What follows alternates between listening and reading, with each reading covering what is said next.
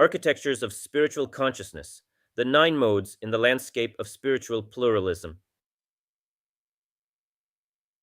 Where the 9 Modes stands. The 9 world-forming modes of spiritual consciousness began from a relatively simple observation. Religious traditions are indispensable historical containers of spiritual life, but they are inadequate as its primary units of comparison. Christianity, Buddhism, Vaishnavism, Saivism, Sufism, Tantra, Advaita Vedanta, Zen, and the other great inherited worlds are unquestionably real. They transmit scriptures, doctrines, ritual forms, lineages, sacred histories, social identities, institutions, disciplines, symbols, and authoritative vocabularies. Yet the tradition to which a person belongs does not by itself tell us how spiritual reality is actually organized within that person. Two practitioners may worship the same deity, accept the same theology, receive initiation in the same lineage, and repeat the same mantra while inhabiting substantially different spiritual worlds. One lives religion primarily through love, remembrance, surrender, fidelity, and relation to the beloved, another through sacred form, transmitted sequence, mantra, timing, and exact procedure, another through disclosure, symbol, vision, dream, or revelation, another through discrimination, conceptual precision, argument, and correction, another through radical subtraction from everything ordinarily taken to constitute the self, another through confrontation with suffering and the demand to respond, another through restraint and the discovery that appetite is not command, another through what has been excluded, tabooed, polluted, or made metaphysically unacceptable. Another continually seeks the relations among apparently separate truths and attempts to understand the larger structure within which they coexist. The 9 modes therefore shifted the basic level of analysis from traditions to recurrent organizing operations of spiritual consciousness. The operations described in the series were named Integrative-Architectural, Devotional-Relational, Ritual-Sacramental, Visionary-Receptive, Subtractive-Axial, Compassionate-Liberative, Analytical-Dialectical, Ascetic-Purificatory, and Transgressive-Transformative. These names do not designate 9 kinds of human beings, 9 religions, 9 stages of one developmental process, or 9 rungs on a ladder. A mode is better understood as a recurrent way in which attention, value, authority, practice, transformation, and relation to reality become organized. This is why the same external act can belong to very different spiritual worlds. Chanting may be an act of love, an exact sacramental operation, a preparation for visionary receptivity, an ascetic discipline, or a way of interrupting ordinary identification. Silence may express subtractive inquiry, devotional intimacy, ritual observance, disciplined restraint, or simple withdrawal. The form visible from outside does not by itself disclose the operation by which the act becomes spiritually meaningful. The reverse is equally important. One operation can appear through many traditions. Devotional consciousness is not owned by Vaishnavism or Christianity. Ritual consciousness is not owned by Tantra or Catholicism. Subtraction is not exhausted by Advaita. Visionary receptivity is not the property of one prophetic or esoteric lineage. Analytical consciousness can become central in Buddhist, Christian, Hindu, Islamic, or secular philosophical contexts. Traditions remain indispensable because operations never appear without concrete histories, languages, institutions, and practices, but the modal distinction cuts across those inherited boundaries. The first organizing claim of the series can therefore still be stated simply: traditions are containers. Modes describe recurrent ways in which those containers are inhabited. Once the modes were distinguished, another pattern appeared repeatedly. The shadow of a mode was often not the opposite of its gift, but the gift carried beyond proportion. Devotion discloses relation, fidelity, surrender, and love. Carried beyond proportion, the same capacity can become possession, dependency, unquestioning submission, or the demand that every authentic spiritual life take relational form. Ritual discloses the transformative power of sacred form, sequence, transmission, embodiment, and repetition. Its shadow begins when sacred form becomes ownership of the sacred itself.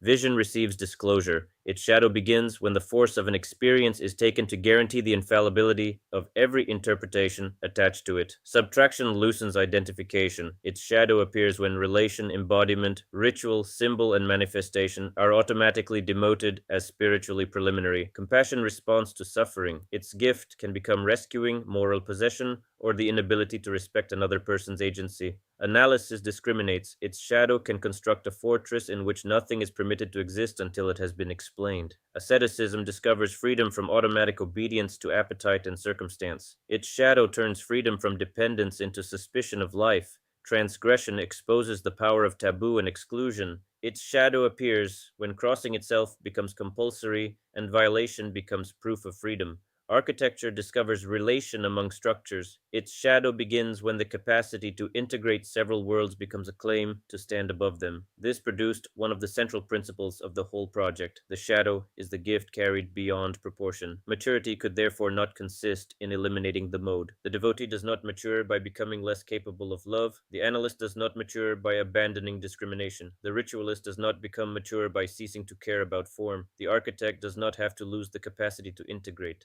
The more precise movement is that the operation becomes deeply available while its need for sovereignty begins to weaken. The operation remains available, its sovereignty ends. The gift can become stronger while its claim to universal jurisdiction becomes less necessary. That principle eventually had to be applied to the framework itself. The Nine Modes is unmistakably an architectural work. It differentiates spiritual structures, compares them, traces their relations, and constructs a larger map, capable of holding their differences simultaneously.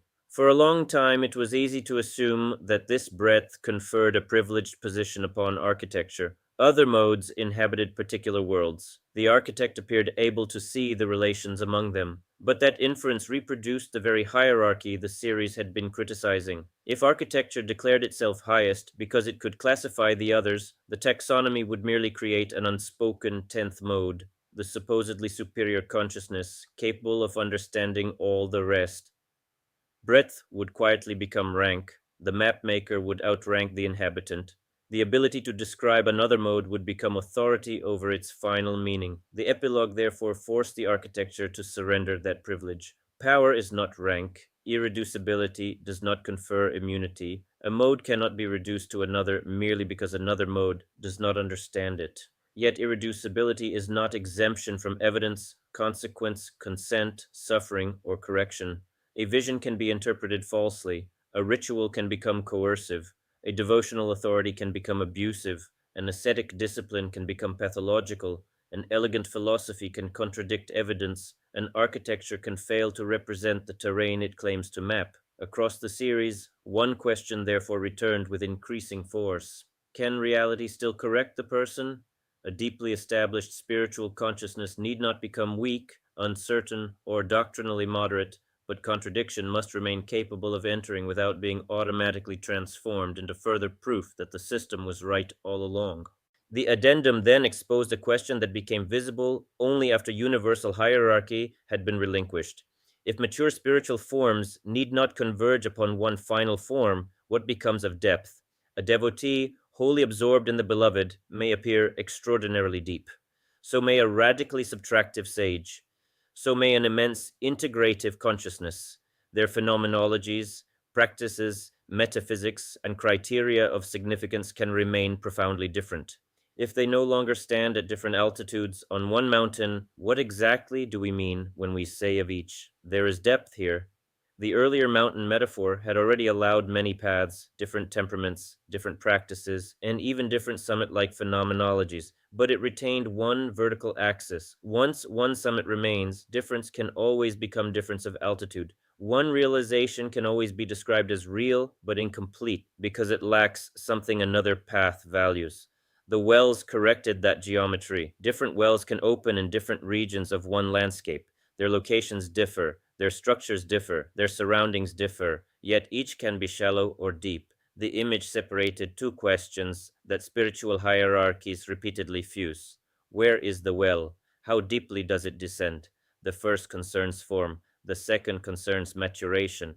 A concentrated devotional life may possess little interest in comparative philosophy, visionary cosmology, transgressive practice, or integrative metaphysics, and still descend enormously far. A polymodal genius may possess extraordinary range, without that range proving greater realization. Breadth is not depth, and absence is not automatically deficiency. A world can be narrow in extension and inexhaustible in depth. A further correction then became necessary. The mode is not the person. Actual human beings are rarely pure instances of one operation. One mode may supply the strongest center of gravity, while several others remain strongly available. Two modes may become tightly coupled. Some lives remain highly concentrated, while others contain remarkable range. The addendum therefore distinguished centrality, breadth, and depth. Centrality concerns which operation most strongly organizes the configuration. Breadth concerns how many operations have become substantially available. Depth concerns how profoundly the resulting spiritual organization has matured. These dimensions need not correlate. The mode is the unit of analysis. The person is a configuration. Modes are gravitational tendencies. Persons are constellations. Depth itself could then be described more carefully. It cannot simply mean intensity, because the mystical states can be overwhelming, while the surrounding personality remains highly compulsive. It cannot mean certainty, because fanaticism possesses certainty. It cannot mean stability, because self-sealing systems can be extremely stable. It cannot mean sophistication, years of practice, institutional rank, or number of capacities integrated. The addendum therefore proposed three movements: penetration, stabilization, and desovereignization. The operation penetrates deeply enough that it ceases to be merely something the practitioner deliberately performs and increasingly becomes a spontaneous organization of consciousness. It stabilizes enough that it no longer depends continually upon external confirmation. Then the paradoxical movement becomes possible. The gift can become more deeply established while its need to universalize itself diminishes. The mature devotee may love more intensely while requiring fewer people to agree that devotion is supreme. The mature analyst may discriminate more sharply while becoming increasingly capable of saying, "I do not know." The mature visionary may receive more profoundly while becoming more exact about the distinction between disclosure and interpretation. The mature transgressor can cross or refrain without needing either act to prove freedom. The mature architect can integrate enormously while allowing something not to fit. The most concise formulation became, the gift becomes deep enough that it no longer needs to become everything. This creates a peculiar kind of convergence among mature spiritual worlds. Not necessarily convergence of doctrine, metaphysics, phenomenology, practice, or even one definition of liberation. What may begin to resemble one another is the relationship between consciousness and its own gift. Mature modes can become more deeply themselves while becoming less possessed by the demand that their own form become compulsory for everyone else. Mature modes do not necessarily become more alike in what they see. They may become more alike in how little they need what they see to become compulsory for everyone else. This does not require weak conviction. A mature Vaisnava may continue to believe Krishna is the highest reality. An Advaitin may retain an uncompromising metaphysics of the self. A Shaiva may articulate an immense non-dual vision. A Buddhist may reject the metaphysical language another practitioner regards as indispensable. Conviction need not weaken. Jurisdiction can. Finally came the aquifer. If different wells can remain genuinely different even at great depth, their difference need not imply completely unrelated realities. My own metaphysical intuition remains strongly unitive. I suspect that the deepest wells ultimately open toward one fundamental reality, but the taxonomy cannot prove this, and unity cannot be permitted to reconstruct the summit underground. The aquifer cannot become a universal translation key through which one tradition or one comparative philosophy finally explains what every other tradition was really experiencing. The strongest formulation therefore remains deliberately limited. One ground does not require one grammar. A common source, if there is one, does not require identical disclosures. Similarity does not authorize identity. The devotee does not have to become an Advaitin in disguise. Ramana does not have to become an incomplete Abhinavagupta. Abhinavagupta does not have to become Ramana with manifestation added back in. A Buddhist refusal of substantial ground must remain an actual challenge rather than automatically becoming another name for what the comparative thinker already believes. The completed architecture can therefore be compressed into four propositions: plurality of form, constellation of capacities, comparable depth, possible unity of ground. Around all four remains corrigibility. This is not a theory claiming that all spiritual paths are the same. It is not perennialism, in which every difference becomes surface clothing around a predetermined core. It is not relativism, in which meaningful distinctions of depth disappear. It is not developmental integralism, in which increasing breadth becomes increasing altitude. It is not a typology assigning every person one of nine identities. It attempts to preserve difference without automatic deficiency, depth without one ladder, plurality without flat equality, metaphysical conviction without compulsory translation, and strong spiritual form without the necessity of empire. Only after this architecture had substantially taken shape did another question become interesting: who else has approached something like this? The answer matters because a mature comparative framework should know its relatives. It should know which of its intuitions are old, which are widely shared, which have close philosophical analogues, where its language merely redescribes what another thinker already saw more clearly, and where a genuine difference of geometry remains. The following comparisons are therefore not a genealogy from which the nine modes was consciously constructed, nor are they a sequence of predecessors waiting to be surpassed. They are neighboring structures discovered after the main architecture had already emerged from spiritual practice, immersion, contradiction, admiration, disillusionment, preservation, and repeated attempts to understand how something could remain profoundly true without therefore becoming everything. The comparison is also deliberately asymmetrical. Some of these thinkers come very close to the final architecture. Others illuminate one distinction while opposing another. Some offer a direct theory of religious plurality. Others belong to ethics, psychology, mystical metaphysics, or lived sanctity. None simply reproduces the nine modes. More importantly, several reveal limitations in the nine modes itself. Panikkar raises the danger that cross-traditional modal categories may abstract too aggressively from concrete religious worlds. Traditionalism protects the dignity of inherited form against an easy cosmopolitanism. Ramakrishna, Anandamayi Ma, and Merton show that plurality can be lived with a wisdom for which no elaborate taxonomy is necessary. Ferrer pushes the question of whether spiritual plurality may be ontologically participatory rather than merely a set of human responses to one already completed real. Berlin shows from outside spirituality how the demand for one common measure can itself be a philosophical assumption rather than a neutral requirement. These comparisons are useful only if the other is allowed to remain capable of correcting the map rather than merely being placed inside it. For that reason, the notes in this essay are more explicit than in the earlier series. The main essays were primarily phenomenological, psychological, and interpretive. Here, the argument repeatedly depends upon claims about identifiable thinkers, texts, historical episodes, and scholarly reconstructions. Numbered references therefore accompany the relevant factual or exegetical claims with a consolidated source list at the end. The interpretive comparisons remain my own. The notes establish what a thinker is being represented as saying. They do not prove the comparison drawn from it. Plural depth and no single measure.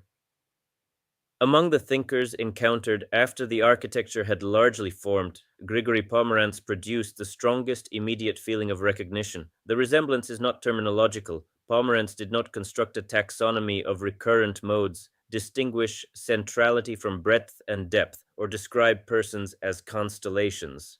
His writing is far less architectonic, essayistic, dialogical, personal, resistant to the kind of systematic construction that defines the nine modes. Yet near the center of his mature religious thought appears an intuition astonishingly close to the question that finally produced the wells. Pomerantz and Zenaida Mirkina repeatedly argued that the depth of one great religion can stand closer to the depth of another great religion than to its own surface. In one formulation, Pomerantz explicitly warns that this does not mean the religions are identical. Their words, images, and cultural embodiments remain different, but dialogue becomes possible when religious life descends beyond the polemical closures that dominate the surface. The resemblance to the addendum is immediate. Two people inside one tradition may share scripture, ritual, institutional identity, theological language, and historical memory, while differing profoundly in the relationship they have developed to the spiritual form itself. One may remain defensive, dependent upon authority, incapable of tolerating contradiction, and convinced that the validity of the tradition requires every neighboring form to be spiritually deficient. Another may remain equally or more deeply rooted, while no longer needing that exclusion. Meanwhile, someone formed by an apparently incompatible spiritual world may begin to seem strangely close, not because doctrine has become interchangeable, but because the gift has become more stable and less possessed by the need for universal jurisdiction. Pomerantz approaches this through the depth of religions. The Nine Modes approaches it through the maturation of operations within and across religions. The difference is important because a religion, in the modal framework, does not possess one single depth. It contains several possible ways of descending. Two Christians may descend through different wells, so may two Buddhists, two Vaisnavas, or two Shaivas. The same tradition can sustain devotional, ritual, visionary, analytical, subtractive, compassionate, ascetic, transgressive, and architectural organizations whose mature differences cannot be explained merely by their common doctrinal container. This means the Nine Modes both accepts and radicalizes one part of Pomerantz's intuition. The depth of Christianity may indeed resemble the depth of Buddhism more than the religious surface of either, but which depth of Christianity and which depth of Buddhism? Traditions remain too large as comparative units. The modal framework suggests that what can recur across religious boundaries is not one generic mystical essence, but characteristic operations of consciousness. A Christian contemplative organized through subtraction may stand structurally closer to an Advaitin than to a strongly sacramental Christian.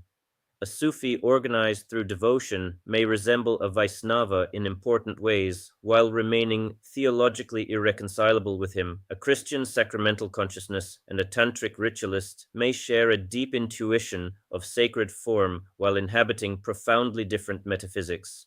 Yet Pomerantz also reveals where the wells became more cautious than his own mature pluralism. In another text, he makes a substantially stronger claim. Several great religions have already reached the same ultimate depth. Their depths are equivalent, and at the limit they are identical. Here the roads begin to separate. To say that the deepest forms of different religions become identical is stronger than saying that different spiritual forms can become comparably deep without their mature disclosures becoming identical. The former retains a final convergence, however subtle and ineffable. The latter allows the wells to remain different all the way down. My metaphysical sympathy remains much closer to Pomerantz than this disagreement might suggest. I too find it difficult to believe that radically different traditions, displaying extraordinary depth, are simply contacting unrelated realities. The divergence concerns the authority claimed on the basis of that intuition. Pomerantz can move toward the claim that ultimate depths are finally the same. The Nine Modes stops one step earlier. The resemblance may become extraordinary. I may believe one ground nourishes the wells, but resemblance does not yet authorize identity.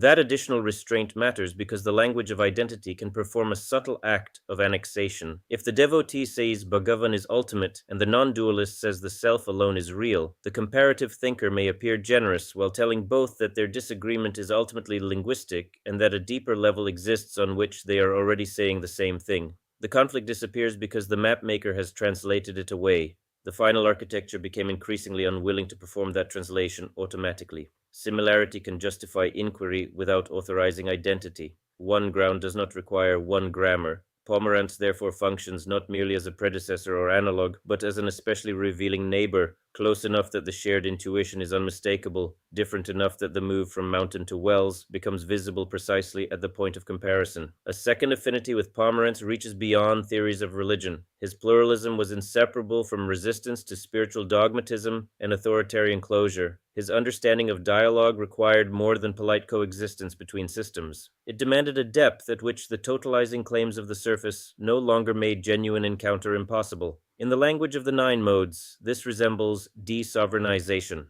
The problem is not strong conviction itself. The problem begins when conviction becomes incapable of acknowledging depth outside its own jurisdiction. A mature spiritual person need not become a pluralist in doctrine. The question is narrower and more difficult. Can conviction remain conviction without automatically becoming jurisdiction over the depth of another spiritual world? Here the two approaches stand very close, even if Pomerantz's metaphysics finally converges more strongly than the wells require. If Pomerantz provides a spiritual analog for comparable depth, Isaiah Berlin provides an unexpectedly useful philosophical analog for the refusal of one common scale. Berlin was not a mystic and did not develop a theory of spiritual realization. His value pluralism concerns human goods, liberty, equality, justice, mercy, truth, loyalty, creativity, happiness, responsibility, and other values that can be genuine while conflicting with one another. The decisive point is not merely that there are many values. Berlin rejected the monistic assumption that all genuine goods must ultimately fit together inside one perfectly harmonious order. Some can be incompatible, and some may be incommensurable, in the specific sense that no universal common currency exists through which their relative worth can always be translated onto one abstract scale. Structurally, this comes remarkably close to the problem that eventually destroyed the mountain. A mountain permits many routes but retains one coordinate, height. Once height becomes the common currency, every difference among spiritual forms becomes vulnerable to reinterpretation as difference of attainment. A life containing more capacities appears more complete. A mode that integrates more of what others omit appears higher. A realization lacking something my own path values appears unfinished. Berlin's pluralism suggests a different logical possibility. Several real goods may fail to be compressible into one universal measure of completeness in the first place. The relevance to the nine modes is not that spiritual modes are identical to moral values. They are not. The analogy lies in the critique of scholar reduction. A mature devotional world can contain something a mature subtractive world does not. Ritual can preserve capacities absent from analysis. Architecture can possess unusual range absent from a concentrated saint. The existence of the difference does not automatically tell us which life is more complete, because completeness itself may already have imported one mode's preferred metric. Berlin's idea of incommensurability is often misunderstood, as if it meant that comparison becomes impossible or choice arbitrary. His position is subtler. The denial of one common currency does not eliminate judgment. It denies a universal slide rule capable of resolving every conflict in advance. People still reason, compare, sacrifice, choose, and sometimes rank goods in concrete situations. What disappears is the assumption that one master value or procedure can translate all genuine values into a single quantity. The Wells make an analogous move, saying that a Radhakunda devotee and Abhinavagupta may be comparably deep does not mean that no judgment is possible, that all practices are equally safe, or that every claim is equally true. It means that the comparison cannot legitimately proceed by asking which one contains more of everything. Abhinavagupta's breadth does not supply the common currency.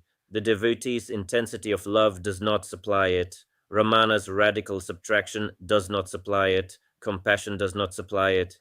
Integration does not supply it. Each criterion becomes illuminating within a certain spiritual problem and potentially imperial when converted into the universal measure of all the others. There is also an important difference. Berlin's value pluralism concerns goods whose conflict can require tragic choice. More of one may mean less of another, and no perfect synthesis may be available. The nine modes does not need to claim that spiritual operations are intrinsically incompatible in this sense. Modes can coexist, borrow corrections from one another, or form constellations. A person can possess devotion and analysis, ritual and transgression, subtraction and compassion. The Berlinian insight is therefore narrower. Plural reality does not guarantee one neutral scale on which every genuine difference can be ranked. The modes remain comparable, but the comparison becomes multidimensional rather than scalar. This distinction is particularly important because the rejection of one measure can easily collapse into flat equality. Berlin never meant that all values or all choices are equally good, and the nine modes does not claim that all spiritual forms are equally mature. There is shallow and deep devotion, healthy and pathological asceticism, responsible and coercive ritual, disciplined and self-sealing vision. The wells retain local verticality. What disappears is the automatic conversion of several local verticalities into one universal altitude. There can be development without one developmental ruler. The devotee can deepen in devotion, the analyst in analysis, the ritualist in ritual. Their mature fruits remain open to criticism, correction, and comparison, but they do not have to converge upon one form before depth becomes real. Pomerantz and Berlin therefore illuminate two sides of the same correction. Pomerantz preserves the intuition that depth can cross religious boundaries. Berlin shows why plurality need not be representable on one common scale. The nine modes combines these in a different geometry. It retains the language of depth without treating depth as one altitude, and it retains comparison without assuming that whatever cannot be placed on one scale is therefore incomparable. Different wells can descend very far, their depth can be recognized without their differences being converted into rank, and the recognition of depth does not require the comparative thinker to decide in advance that the deepest water is phenomenologically identical. Plurality lived rather than theorized. Philosophical theories of religious plurality are indispensable for certain problems, but they can create a misleading impression that pluralism begins when somebody stands outside several traditions and constructs a conceptual relation among them. Several of the most important figures in this landscape suggest the opposite order. Ramakrishna, Anandamayi, and Thomas Merton are valuable here not because they supplied theories that can simply be inserted into the nine modes, but because each shows a different way in which another spiritual world can become real before a complete theory of plurality has been built. They remind the architect that comparison is only one form of knowledge, and that a person may sometimes live plurality more deeply than another person can theorize it. Ramakrishna is the clearest case of plural efficacy grounded in claimed practice. According to the accounts that became normative within the Ramakrishna tradition, he moved through several Hindu disciplines and also undertook Islamic and Christian practices. Ayon Maharaj's scholarly reconstruction treats this spiritual biography as central to Ramakrishna's later philosophy of religious pluralism. The famous principle associated with him, Yato Mat, Tato Path, roughly as many faiths, so many paths, therefore means more than external tolerance. Ramakrishna's pluralism is presented as arising from the conviction that several paths can become spiritually efficacious from within. A path is not merely an interesting doctrine observed from the outside. Its symbols, practices, affective orientation, and experiential possibilities can be entered seriously enough for genuine transformation to occur. For the nine modes, this is important because it reverses the usual order of architecture. The architect normally compares systems, distinguishes structures, and then asks whether several worlds can be held together. Ramakrishna's movement is closer to enter the world first, discover what becomes possible there, formulate the pluralism afterward. There is knowledge available only through inhabitation. One can understand devotional theology without knowing what prolonged devotional absorption does to consciousness. Classify ritual without inhabiting sacramental time. Explain non-duality without allowing the subtractive operation to destabilize ordinary identification.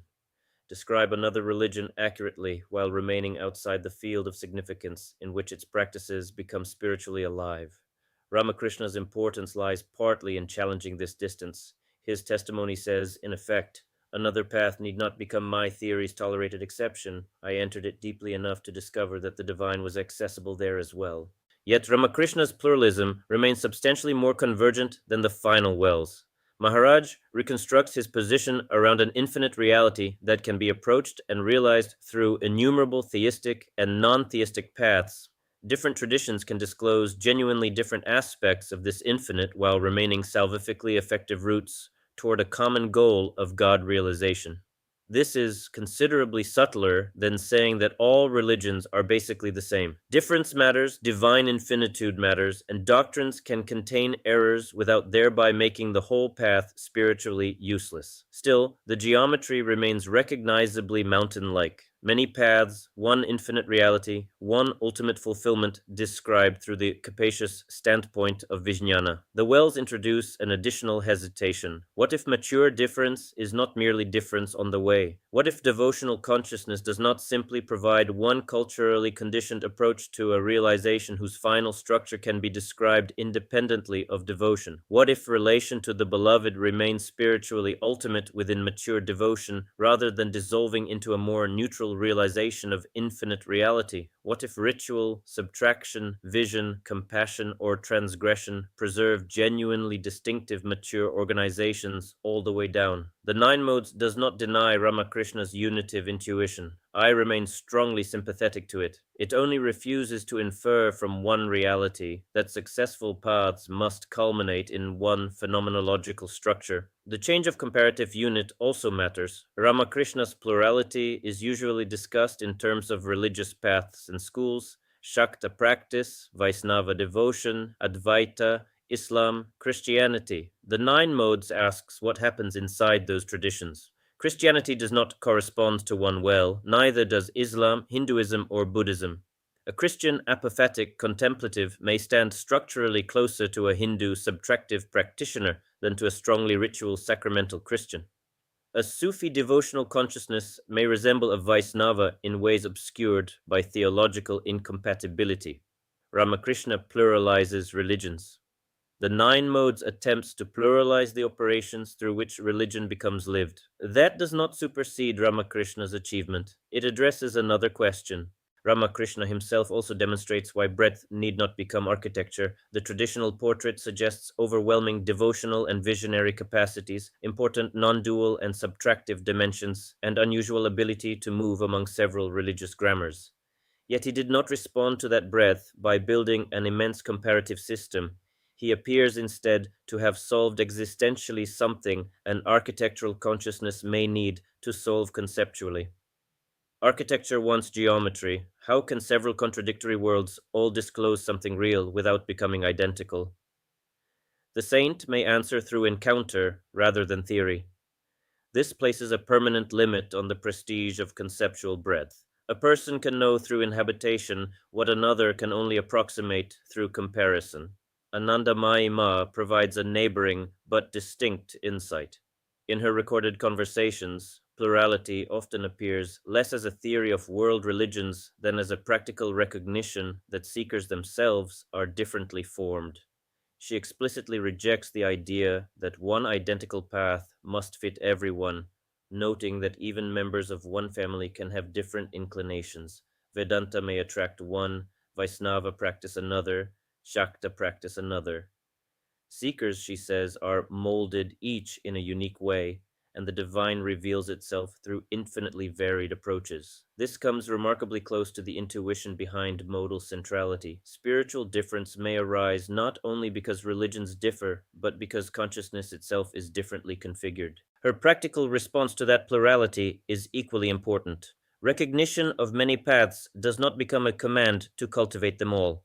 Anandamayi Ma repeatedly emphasizes the need to follow the path appropriate to the seeker with concentration rather than dispersing oneself across every possibility. This is very close to the distinction between mature plurality and shallow eclecticism. Plurality belongs to the landscape, concentration may belong to the path. The map describes possibilities. It does not assign homework. A deeply devotional practitioner may need precisely the opposite of endless comparison. A ritual consciousness may require years of fidelity to one form before it becomes sacramentally alive. A subtractive practitioner may need to return to one question long after a comparative intellect would have moved on. The existence of many wells does not mean that everybody must become a traveler among them. This pastoral flexibility is also visible in scholarly accounts of Anandamayi Ma's role as guru. Lisa Hallstrom emphasizes the informal, highly personal character of many of her encounters and the way followers experienced her guidance without a standardized system being imposed upon everyone. From the perspective of the Nine Modes, this raises a humbling possibility. A person may possess enough lived access to several grammars to respond appropriately without architecture becoming central. The architect encounters different dispositions and asks, what is the structural relation among these modes? Anandamayima often appears to ask something more immediate. What does this particular person need in order to move? Conceptual precision and spiritual discernment are not identical capacities. A map can name a configuration, another person may perceive how to meet it without naming it at all. Here, too, the resemblance reaches a limit. Anandamayima's metaphysics is more decisively convergent than the final nine modes. Her recorded words repeatedly move from plurality toward the one. Different seekers follow different paths because their dispositions differ, but the paths ultimately reach the same goal. Bhakti and Jnana, Shaiva, Vedantic, Vaisnava, and Shakta approaches are finally reconciled in a realization in which opposition and dispute belong to the way rather than the end. One memorable formulation states that one direction and another arrive at the very same goal. In this respect, her plurality is pedagogical and developmental, while her metaphysics remains strongly unitive. The nine modes leaves open a stronger phenomenological plurality at maturity. It asks whether a mature devotee's relation to the beloved may remain ultimate within devotion, even if a common ground exists. Whether subtractive identity or non-identification, ritual participation, devotional relation, and visionary disclosure may remain genuinely different mature organizations rather than developmental appearances destined to dissolve at completion.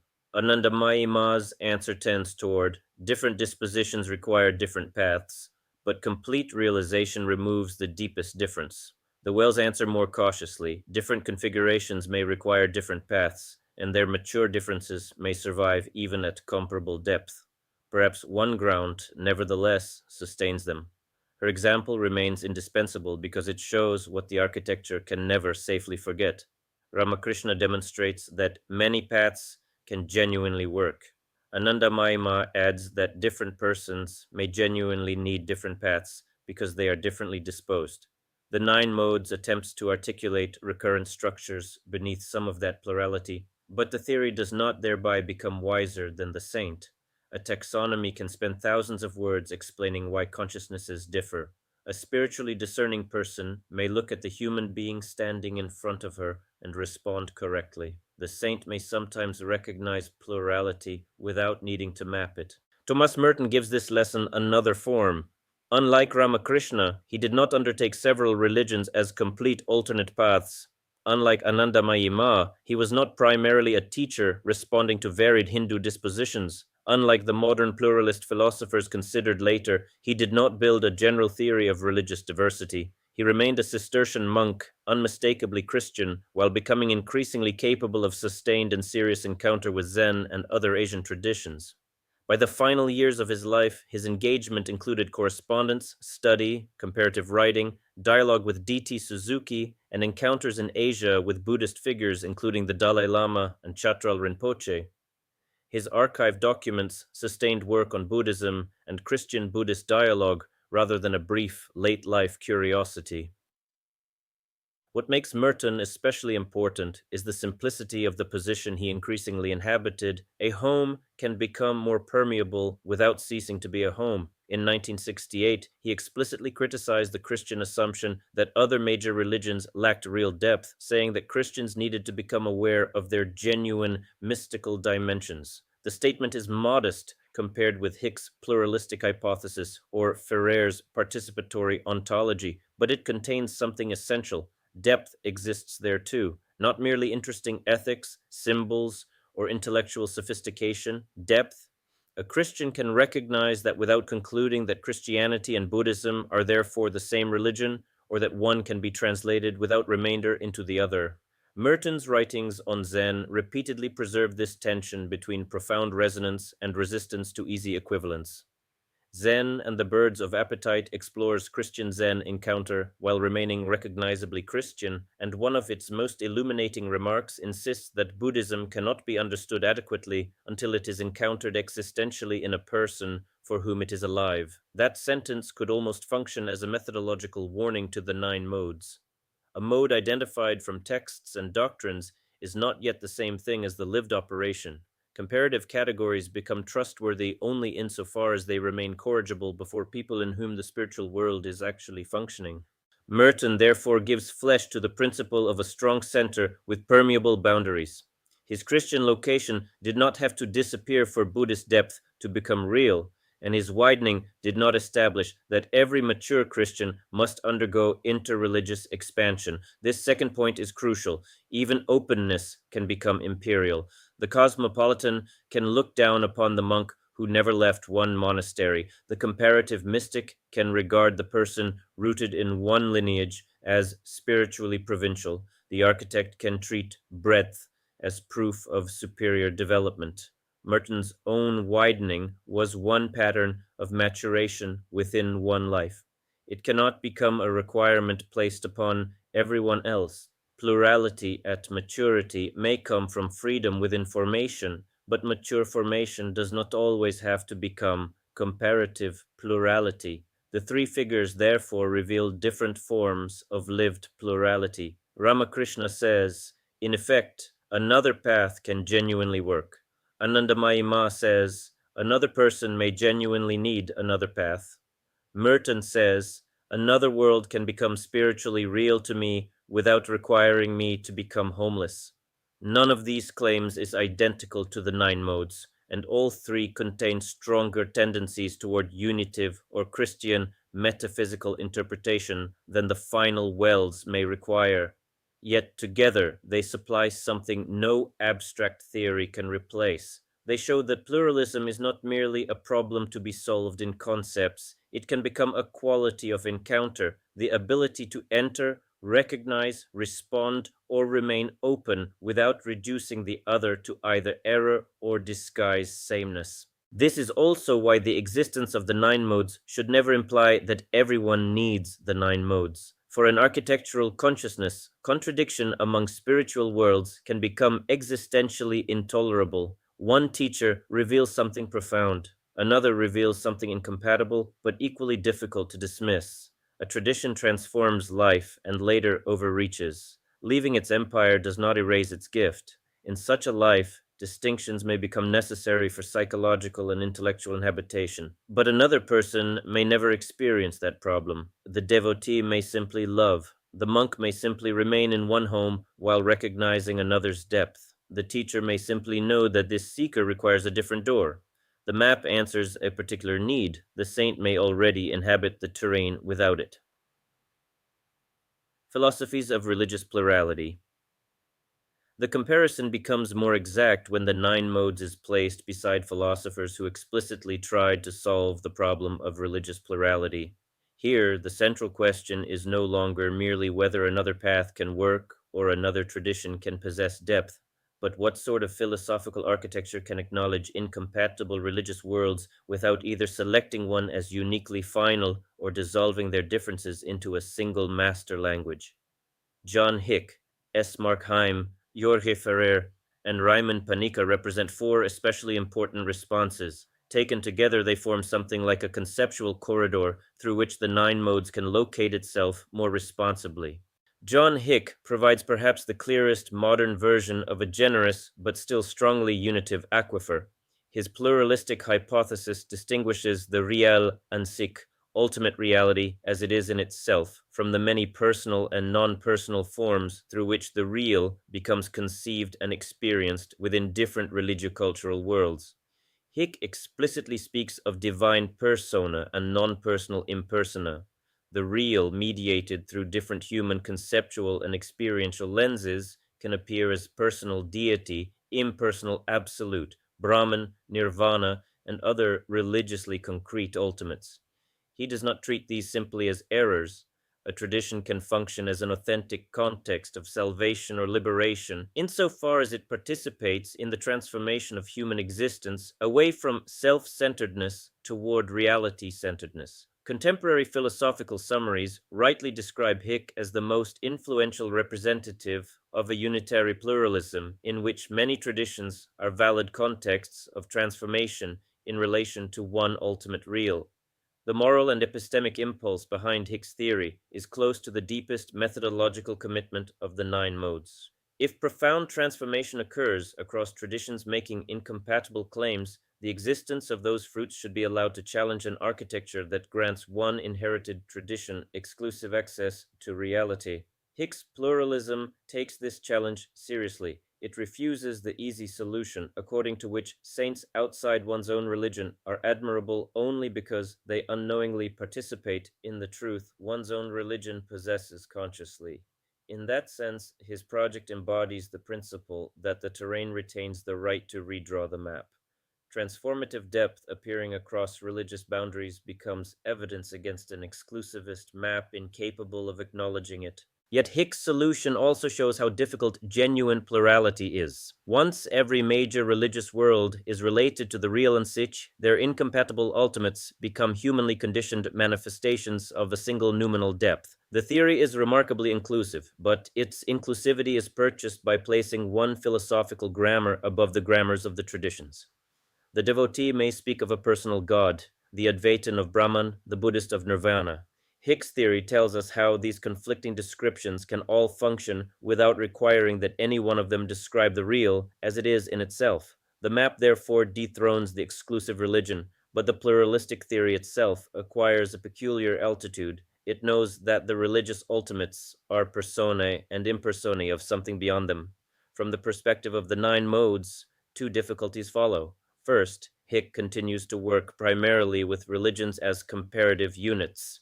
Christianity, Hinduism, Buddhism, and Islam become different historical contexts in which the real is experienced and conceived. The nine modes asks whether one important layer of spiritual plurality lies inside those containers.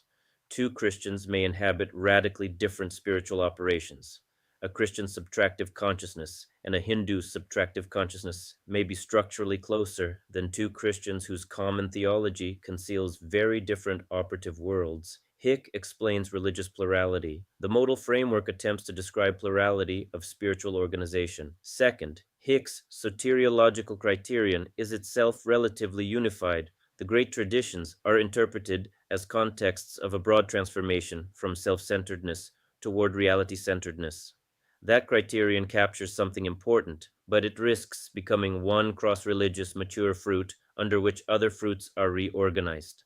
The nine modes is less willing to assume that mature devotion, ritual, subtraction, compassion, or transgression must finally be understood as versions of one transformation. One possible ground, several recurrent operations, differently configured persons, several mature forms, is less economical than Hick's model, but it preserves differences his architecture is inclined to translate into responses to one real. This does not mean the nine modes simply stands beyond Hick. Hick sees a problem the modal framework must continue to face. Without some account of what makes spiritual claims answerable beyond their own communities, pluralism can drift toward a relativism in which every tradition becomes valid merely because it is sincerely inhabited. His appeal to transformation is an attempt to preserve evaluation. The nine modes shares that need, but disperses evaluation across internal mature fruits and cross-modal constraints such as harm, consent, corrigibility, and freedom from compulsive sovereignty. Hick's challenge remains alive. If one refuses one universal soteriological transformation, what prevents plurality from becoming indiscriminate? The answer offered by the modes is not a single replacement criterion, but a more cumbersome multidimensional judgment. Hick also forces a useful distinction between metaphysical humility and phenomenological compression. His real and sick is deliberately beyond all human conceptual capture. No religion can claim to describe it exhaustively. In that sense, his theory is epistemically modest. Yet the same theory can be phenomenologically compressive because the plurality of concrete ultimates is interpreted through one overarching relation to the ineffable real. The nine modes reverses the emphasis. It is less metaphysically agnostic at the personal level. I do have a unitive intuition, but more reluctant to let metaphysical unity settle the mature phenomenology in advance. This asymmetry is important.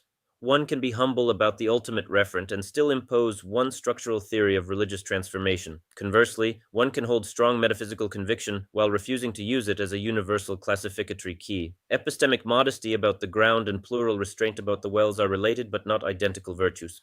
S. Markheim moves closer to the wells because he directly attacks the assumption that religious plurality must culminate in one religious end.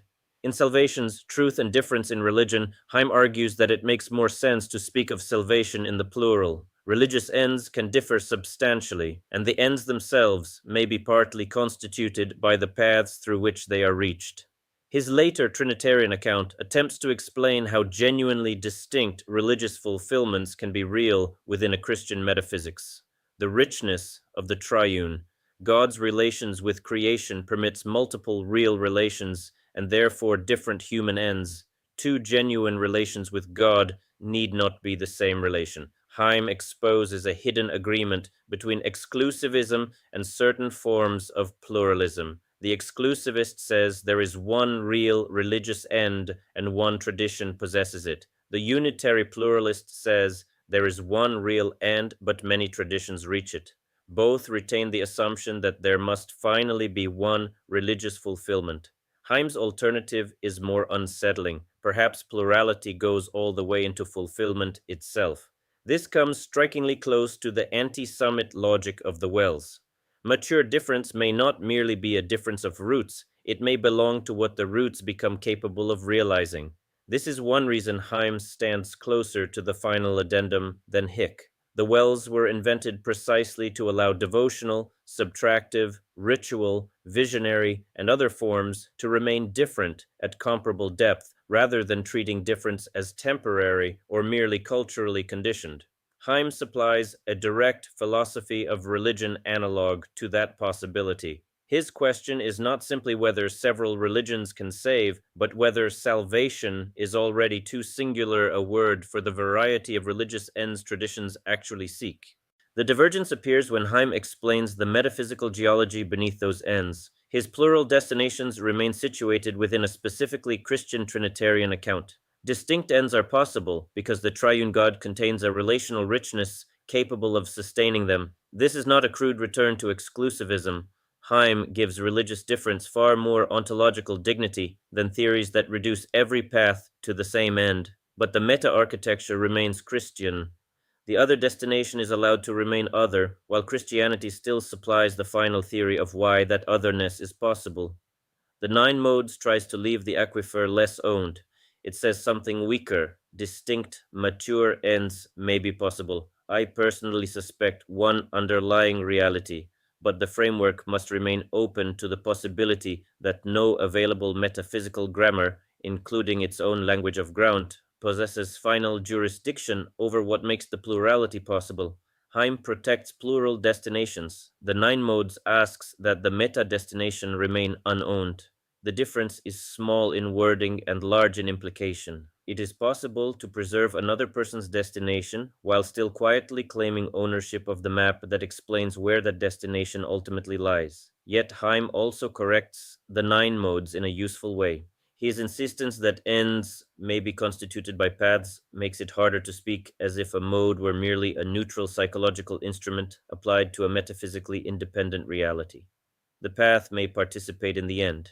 This resonates with the strongest possibilities in Ferrer and also places pressure on a too simple aquifer image. If the well's structure partly shapes what can be disclosed through it, the relation between ground and mode may be more intimate than one water, different shafts. Heim's Christian answer is one answer to that problem. The Nine Modes does not yet possess a final one. The distinction also clarifies why the modal framework cannot simply substitute mode for religion inside Heim's argument. A religious end such as Christian communion, Buddhist nirvana, or another tradition's liberation is historically and doctrinally much thicker than a recurrent operations.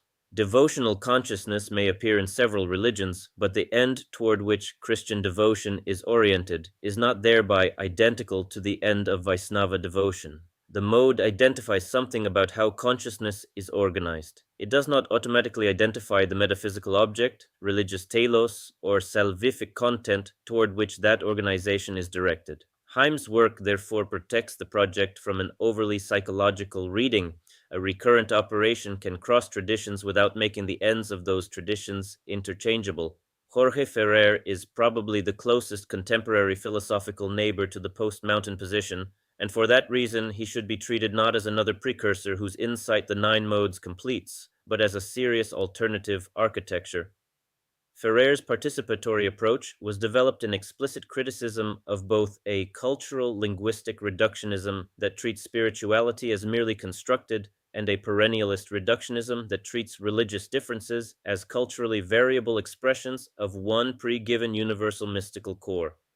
Revisioning. Transpersonal theory proposes a participatory vision capable of disclosing a plurality of spiritual liberations, spiritual worlds, and even ultimate realities. The participatory turn extends this approach into religious studies by arguing that individuals and communities participate irreducibly in bringing forth ontologically rich religious worlds. His later formulation of participatory pluralism explicitly criticizes forms of pluralism that continue to privilege one tradition, one metaphysical system, or one pregiven ultimate spiritual goal. The affinity with the Wells is profound. Ferrer refuses the demand that genuine pluralism must ultimately reduce diversity to one universal mystical experience. He also refuses to solve plurality through naturalistic reduction.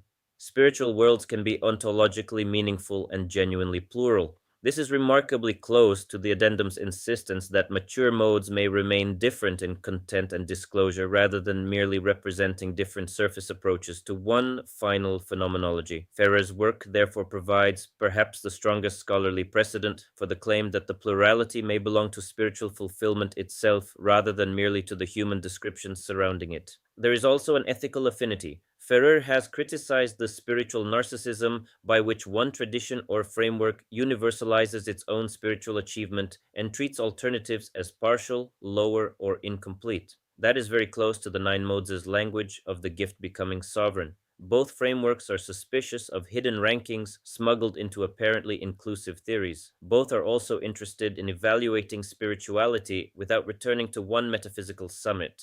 Ferrer proposes pragmatic and transformational criteria, including the reduction of egocentrism and dissociation, rather than one universal ontological doctrine. The Nine Modes similarly tries to preserve evaluation through mature fruits, shadows, harm, consent, corrigibility, and the relation between a consciousness and its own gift. The differences are nevertheless real. Ferrer's primary unit remains participatory, spiritual enactment, and religious world. The Nine Modes proposes recurrent operations that can cut across those worlds. That abstraction may be useful because it explains why practitioners in incompatible traditions can display striking structural affinities. It is also risky. A Ferrerian or Panicarian objection can ask whether devotional-relational or subtractive axial consciousness has been abstracted too aggressively from the concrete histories through which devotion or subtraction actually become possible. The Nine Modes claims that recurrence is real enough to name. Ferrer's work keeps stronger pressure on the co-created, embodied, relational, and historically situated character of spiritual worlds. A second difference concerns the status of the ground. Ferrer's participatory pluralism is more willing than the Nine Modes to entertain a genuinely plural metaphysics of spiritual ultimates rather than one hidden common reality. The Nine Modes remains personally more unitive. I suspect one ground. Ferrer's architecture makes it easier to imagine that spiritual participation may bring forth ontologically distinct ultimates without requiring them to be expressions of one underlying metaphysical source. This is not a weakness in Ferrer that the Wells correct. It is one of the places where Ferrer poses a question the Wells leave unresolved. Does perhaps one ground preserve a deep intuition, or does it retain a residual perennialist gravity that a fully participatory pluralism would relinquish? The current framework cannot settle that merely by asserting openness. Ferrer also makes evaluation more difficult in a productive way. Once no pre-given metaphysical summit is allowed to decide which spirituality is highest, a pluralist theory still needs ways to distinguish liberation from inflation, transformation from dissociation, and spiritual diversity from mere arbitrariness. Ferrer's pragmatic criteria are attempts to do exactly this, especially by examining egocentrism and dissociation rather than ranking paths according to one metaphysical doctrine. The Nine Modes arrives at neighboring criteria through another route: characteristic mature fruit, characteristic shadow, corrigibility, relation to compulsion, respect for agency, and the capacity of the gift to lose sovereignty. Neither framework escapes normativity. Pluralism does not eliminate criteria, it makes the source and jurisdiction of criteria more visible. This is an important correction to any impression that the Wells are simply a gentler language for all paths are equally valid. Ferrer therefore reveals a limit of the Nine Modes more sharply than most interlocutors. The modal theory tends to speak as though the recurrent operation is a relatively stable structure that can appear across traditions. Participatory theory asks how much the operation itself is co-created by body, culture, relationship, community, history, and the particular spiritual reality enacted. If devotion in Gaudiya Vaishnavism and devotion in Christian mysticism are called one mode, what exactly is the status of the similarity? Is it a deep recurrent structure, a useful family resemblance, or an abstraction produced by the comparative observer? The answer may vary case by case. The nine modes gains explanatory range through abstraction. Ferrer reminds it that range can be purchased at the cost of thickness. Raymond Panikkar presses the same problem from another direction. His work on interreligious and intra-religious dialogue resists the assumption that comparison should begin from a neutral conceptual platform outside the traditions. In the intra-religious dialogue, he describes religious encounter as something that must enter the person doing the comparing rather than remaining an exchange between already completed doctrinal systems. In an interview, he makes the distinction vividly. Interreligious dialogue can remain an exchange between religions. Intra-religious dialogue requires discovering within oneself a terrain where the religious other can actually enter one's life. The other becomes capable of changing the one who compares. This is exceptionally close to the nine modes criterion of corrigibility. Can reality still correct the person? Can the terrain still redraw the map? If I enter a conversation already possessing a theory that guarantees how everything the other says will finally be interpreted, then the dialogue may be learned, generous, and entirely closed. The Buddhist speaks. My architecture labels the response subtractive. The devotee objects, I classify the objection as devotional. The traditionalist insists upon inherited form. I locate the statement under ritual-sacramental consciousness. Everything has a place, and because everything has a place, nothing can actually reach the architect. Panikkar's intra-religious dialogue demands something more dangerous. The other must remain capable of exposing an inadequacy in the structure from which I began. Panikkar's idea of homeomorphic equivalence is equally important. Rather than assuming that terms belonging to different religions have identical meanings, he proposes functional correspondences in which neither meaning nor function is simply the same, but a deeper analogy can nevertheless be drawn. God and Brahman, Christ and Shvara, or other cross-cultural terms, can be compared without pretending that translation is exact. This is very close to the discipline the nine modes requires, whenever it identifies a recurring operation across traditions. Similarity must be strong enough to justify comparison and weak enough to preserve the difference that made comparison necessary. But Panikkar also supplies one of the most serious objections to the modal project. His comparative method insists that concepts live inside religious cultural holes. A symbol cannot simply be removed from the world in which it functions and expected to retain its meaning. The nine modes does something deliberately riskier. It abstracts recurrent operations from several worlds and says that a Christian and Vaisnava may both be predominantly devotional, a Catholic and Tantric practitioner both strongly ritual-sacramental, and Advaitin and Buddhist both strongly subtractive. From a Panikkarian perspective, one can ask, does the category reveal genuine recurrence, or does it create a meta-language that quietly replaces the worlds from which the material was abstracted? That objection should remain open. The answer of the nine modes is only provisional. The category is justified when it illuminates something that the tradition-level comparison obscures: why two people inside one religion can inhabit strikingly different spiritual worlds, why practitioners across incompatible traditions can sometimes resemble one another operationally, why characteristic gifts and shadows recur despite doctrinal difference. But the abstraction should fail whenever it erases the very phenomena it claims to explain. A mode must therefore remain a lens rather than a replacement for the tradition. The category is abstract enough to reveal recurrence and must remain modest enough not to substitute itself for the world in which the recurrence lives. Panikkar helps keep that modesty from becoming merely rhetorical. His distinction between interreligious and intra-religious dialogue also deepens the meaning of comparative knowledge. A person can study another religion with great accuracy while the other remains safely outside the self. Intra-religious encounter begins when the foreign grammar acquires enough reality to disturb one's inherited one. For the nine modes, this suggests a demanding test of every comparison in this essay. Did the other thinker merely receive a place in the architecture, or did the encounter expose something the architecture had to change? Ferrer changes the confidence with which a common ground can be assumed. Panikkar changes the confidence with which modes can be abstracted from worlds. Traditionalism changes the confidence with which openness can be equated with looseness of form. The comparison is genuine only where some risk of revision remains. Taken together, Hick, Heim, Ferrer, and Panikkar reveal four different pressures upon any theory of spiritual plurality. Hick demands a serious account of common transformation and one reality without sectarian privilege. Heim asks whether plurality may extend into religious ends themselves. Ferrer challenges the hidden pre-given summit and makes spiritual worlds participatory rather than merely conditioned representations.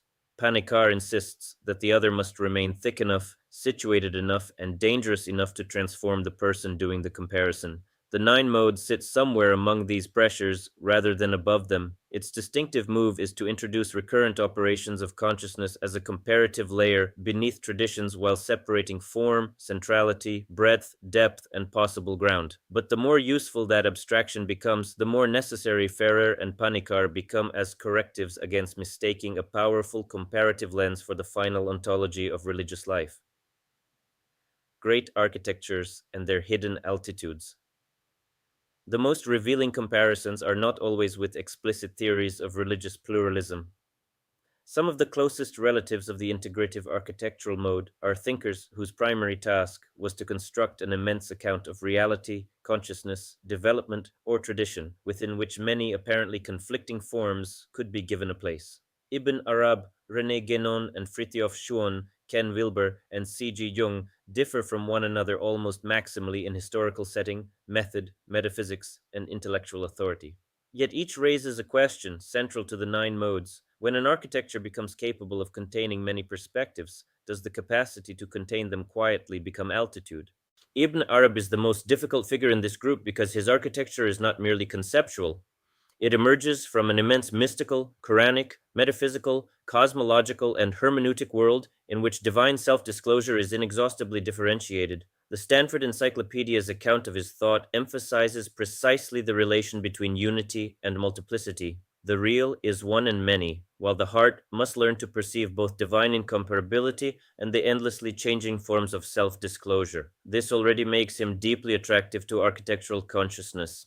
Difference is not simply a defect to be overcome. The divine names, prophetic standpoints, imaginal forms, and religious perspectives belong to a reality whose richness cannot be reduced to one flat representation. The famous image of the heart, becoming receptive to many forms, has often been used to present Ibn Arab as a straightforward religious universalist. William Chittick's work provides an important correction. The religion of love cannot simply be detached from Ibn Arabi's Quranic and Muhammadan commitments. Chittick stresses that the poem belongs to a much more specific spiritual grammar involving prophecy, the Sunnah, divine love, and the transformation of the heart. At the same time, Chittick also shows why the poem has such universal resonance. The perfected heart becomes capable of receiving changing divine self-disclosures without being imprisoned by one God of belief. The narrow belief that binds the heart is loosened, and the realized human being becomes capable of a much more encompassing vision. This culminates in one of the most striking points of comparison with the nine modes, Ibn Arab's station of no station. The Stanford Encyclopedia describes this as the station that embraces all stations and standpoints without being determined by any one of them. The perfect human is compared to non-delimited existence, which accepts every delimitation without itself becoming confined by any. From the standpoint of the nine modes, the resemblance to mature architecture is extraordinary. The architect seeks enough internal range to recognize several spiritual worlds without being imprisoned by one. The mature form tries to remain capable of inhabiting, translating, and relating structures without turning any one structure into a total enclosure. But the resemblance also exposes a decisive difference. The station of no station is itself a highest station.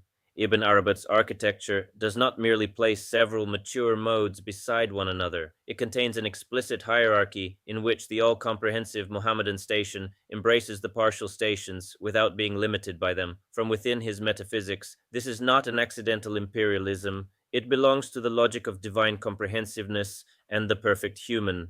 The nine modes cannot simply import that hierarchy without undoing the distinction between breadth and depth. If the person capable of holding all stations is necessarily higher than the person who inhabits one station radically, architecture has again become altitude. This is where Ibn Arab becomes both relative and challenge. He may represent an extraordinary case in which breadth and depth genuinely coexist at almost unimaginable intensity. The existence of such a person does not prove that breadth is irrelevant, it proves the opposite. Breadth can be a real form of greatness. The point is only that a vast constellation cannot become the measure of the sky. A Radha Kunda devotee whose spiritual world is concentrated almost entirely in one relation may lack Ibn Arabda's metaphysical range and remain comparably deep in the dimension that has actually transformed the life. The nine modes therefore accepts the possibility of a station-like breadth while refusing to make that breadth the universal definition of completion. Ibn Arab also corrects the nine modes in another direction. The modal framework tends to preserve different mature disclosures by separating their jurisdictions. Ibn Arab asks whether an all-comprehensive consciousness can genuinely contain contradictions without flattening them. His vision of the heart's fluctuation, its capacity to receive continuously renewed self-disclosure, suggests that comprehensiveness need not always mean conceptual annexation. Sometimes the larger capacity is not a theory imposed upon differences, but a transformed receptivity capable of allowing them to appear. This is a challenge architecture should receive rather than neutralize. The existence of a hidden altitude cannot be inferred from breadth, but neither should fear of hierarchy force us to deny that some forms of consciousness genuinely become extraordinarily encompassing. The traditionalist school of René Guénon and Fritjof Schuon presents a different architecture, one in which unity is preserved through a strong distinction between metaphysical essence and religious form. Scholarship on Guénonian traditionalism describes tradition in a technical sense as primordial spiritual wisdom underlying the great religions, combined with a sharp critique of modernity and an emphasis on esoteric initiation. Schuon's The Transcendent Unity of Religions gives this perennialist structure perhaps its most famous expression. Religious forms remain genuinely distinct and necessary at the exoteric level, while an esoteric and metaphysical depth opens toward transcendent unity. For a long time, this is an extraordinarily attractive solution to spiritual plurality. It protects unity without requiring syncretism. It gives strong dignity to inherited forms. Symbols matter, ritual matters, transmission matters, orthodoxy matters within a tradition, and spiritual practice cannot simply be reconstructed from whatever fragments the modern individual happens to prefer.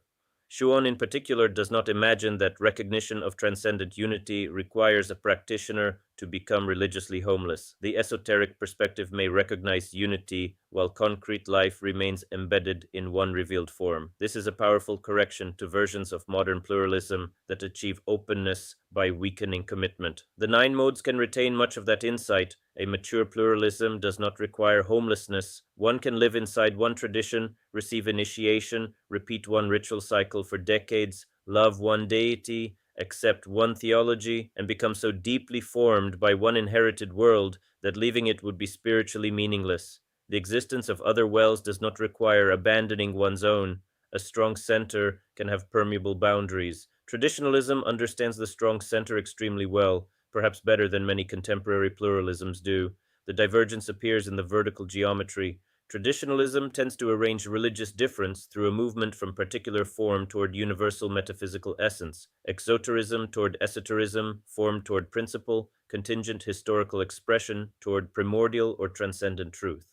The details differ between Guénon and Schuon, and their thought should not be collapsed into one formula, but the common traditionalist orientation gives metaphysical knowledge a privileged altitude relative to merely religious or exoteric understanding. The mountain is exceptionally sophisticated and generous, yet still recognizably a mountain. The further one penetrates toward metaphysical essence, the more formal religious plurality becomes intelligible as differentiated manifestation of one transcendent truth.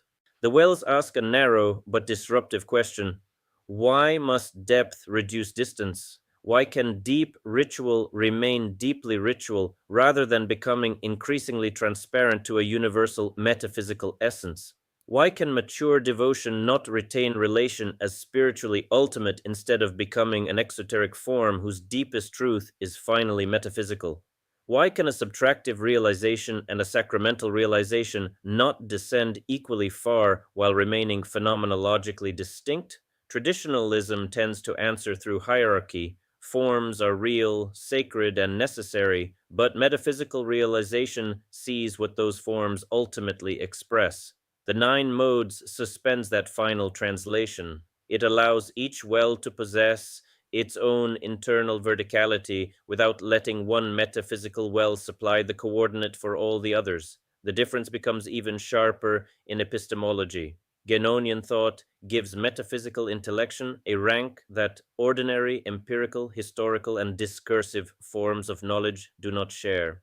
A recent scholarly discussion of Genon's metaphysical proposal stresses the ontological priority granted to primordial tradition rather than treating it as a historical hypothesis to be established by ordinary empirical methods. From within traditionalism, this hierarchy is coherent. Higher knowledge is precisely what allows the lower domain to be judged. From the nine modes, however, the structure raises the recurring question: can reality still correct the metaphysics? If contrary historical, psychological, or scientific evidence can always be subordinated because metaphysical principle occupies a definitionally superior order, the system risks acquiring immunity. This is where irreducibility without immunity matters most. A metaphysical tradition has every right to claim that empirical science does not exhaust reality. A ritual lineage can possess forms of knowledge unavailable to laboratory procedure. A contemplative can know something not reducible to public measurement. But no one mode should thereby acquire the right to settle every domain merely by invoking its own hierarchy of knowing. Traditionalism protects spiritual form against modern reduction. The nine modes needs that protection. The nine modes protects corrigibility against metaphysical self-sealing. Traditionalism places more confidence in principial knowledge than the modal architecture can grant. Neither difference should be softened merely to produce harmony. Ken Wilber provides the clearest modern analog to integrative architectural consciousness itself. His project is driven by the conviction that competing disciplines and traditions frequently contain partial truths that become more intelligible when placed inside a larger multidimensional framework. Integral psychology draws together developmental waves or levels, developmental lines, states of consciousness, and the self while correlating an enormous range of Western psychological theories and spiritual traditions. Integral spirituality develops the AQAL framework: quadrants, levels, lines, states, and types, and explicitly distinguishes different dimensions of development rather than reducing spiritual experience to a single variable. In sheer structural ambition, the resemblance to architecture is immediate. The nine modes owes an obvious intellectual debt to the broader possibility Wilbur represents, even where it did not develop directly from his system. Different dimensions of development must be separated before they can be compared. Wilbur's insistence that states are not the same as stages, that developmental lines can unfold unevenly, and that perspectives occupy different quadrants is an important protection against simplistic equations such as mystical experience, total human development. The addendum's separation of centrality, breadth, and depth belongs to a different taxonomy, but it shares the same general discipline. Do not compress several variables into one because one scale is conceptually convenient. The central disagreement arises because integral theory retains strong developmental altitude. Integral spirituality explicitly describes structures or stages through developmental sequences and uses the language of higher and lower levels, even while separating states, lines, and types. The architecture becomes more multidimensional than a simple ladder, but vertical development remains a major organizing principle.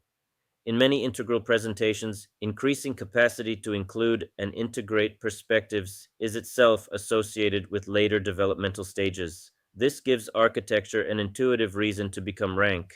The consciousness capable of holding more perspectives may literally occupy a later structure stage than the consciousness organized inside one traditional worldview. The nine modes does not deny developmental differences. People clearly vary in cognitive complexity, perspective taking, moral reasoning, psychological integration, and many other capacities. Nor does it deny that some forms of breadth may depend upon capacities that develop unevenly. The objection is narrower. Developmental altitude in one dimension does not automatically establish spiritual depth in another. A person may possess sophisticated meta-systemic cognition and shallow devotion. Another may possess little capacity for comparative abstraction and immense devotional depth. An advanced capacity for perspective taking may make architecture possible without making architecture the spiritual summit. Centrality, breadth, psychological complexity, and modal depth must remain separable even if correlations sometimes exist. Wilbur is therefore both close relative and indispensable warning. His work demonstrates why one-dimensional models are inadequate and how useful a large integrative architecture can become. It also shows the gravitational pull by which inclusion can become altitude. The more perspectives a system successfully incorporates, the more natural it feels to say that the integrating perspective is developmentally later and therefore higher. Sometimes that claim may be defensible within a particular developmental line. The Nine Modes asks that it not be generalized without argument into a total spiritual ranking. The ability to integrate more perspectives is a real capacity. It is not a universal unit of holiness. At the same time, Wilbur's distinction among lines, states, and stages offers a conceptual warning that strengthens rather than threatens the wells. A person can have extraordinary contemplative states without equivalent development in moral judgment, interpersonal maturity, or cognitive complexity. Development can be strikingly uneven. This is very close to the Nine Modes' refusal to canonize whole persons on the basis of one extraordinary operation. Modal depth, therefore, should not be mistaken for global maturity, just as global cognitive complexity should not be mistaken for modal depth. The two architectures disagree about the final role of altitude, but they share a crucial antidote to spiritual simplification. Human development is multidimensional enough that excellence on one axis cannot safely be projected onto all the others. The comparison should not be caricatured. Wilbur's framework itself works hard to distinguish waking up from growing up, states from stages, and different developmental lines from one another. Later, integral theory is far more complex than a single spiritual ladder.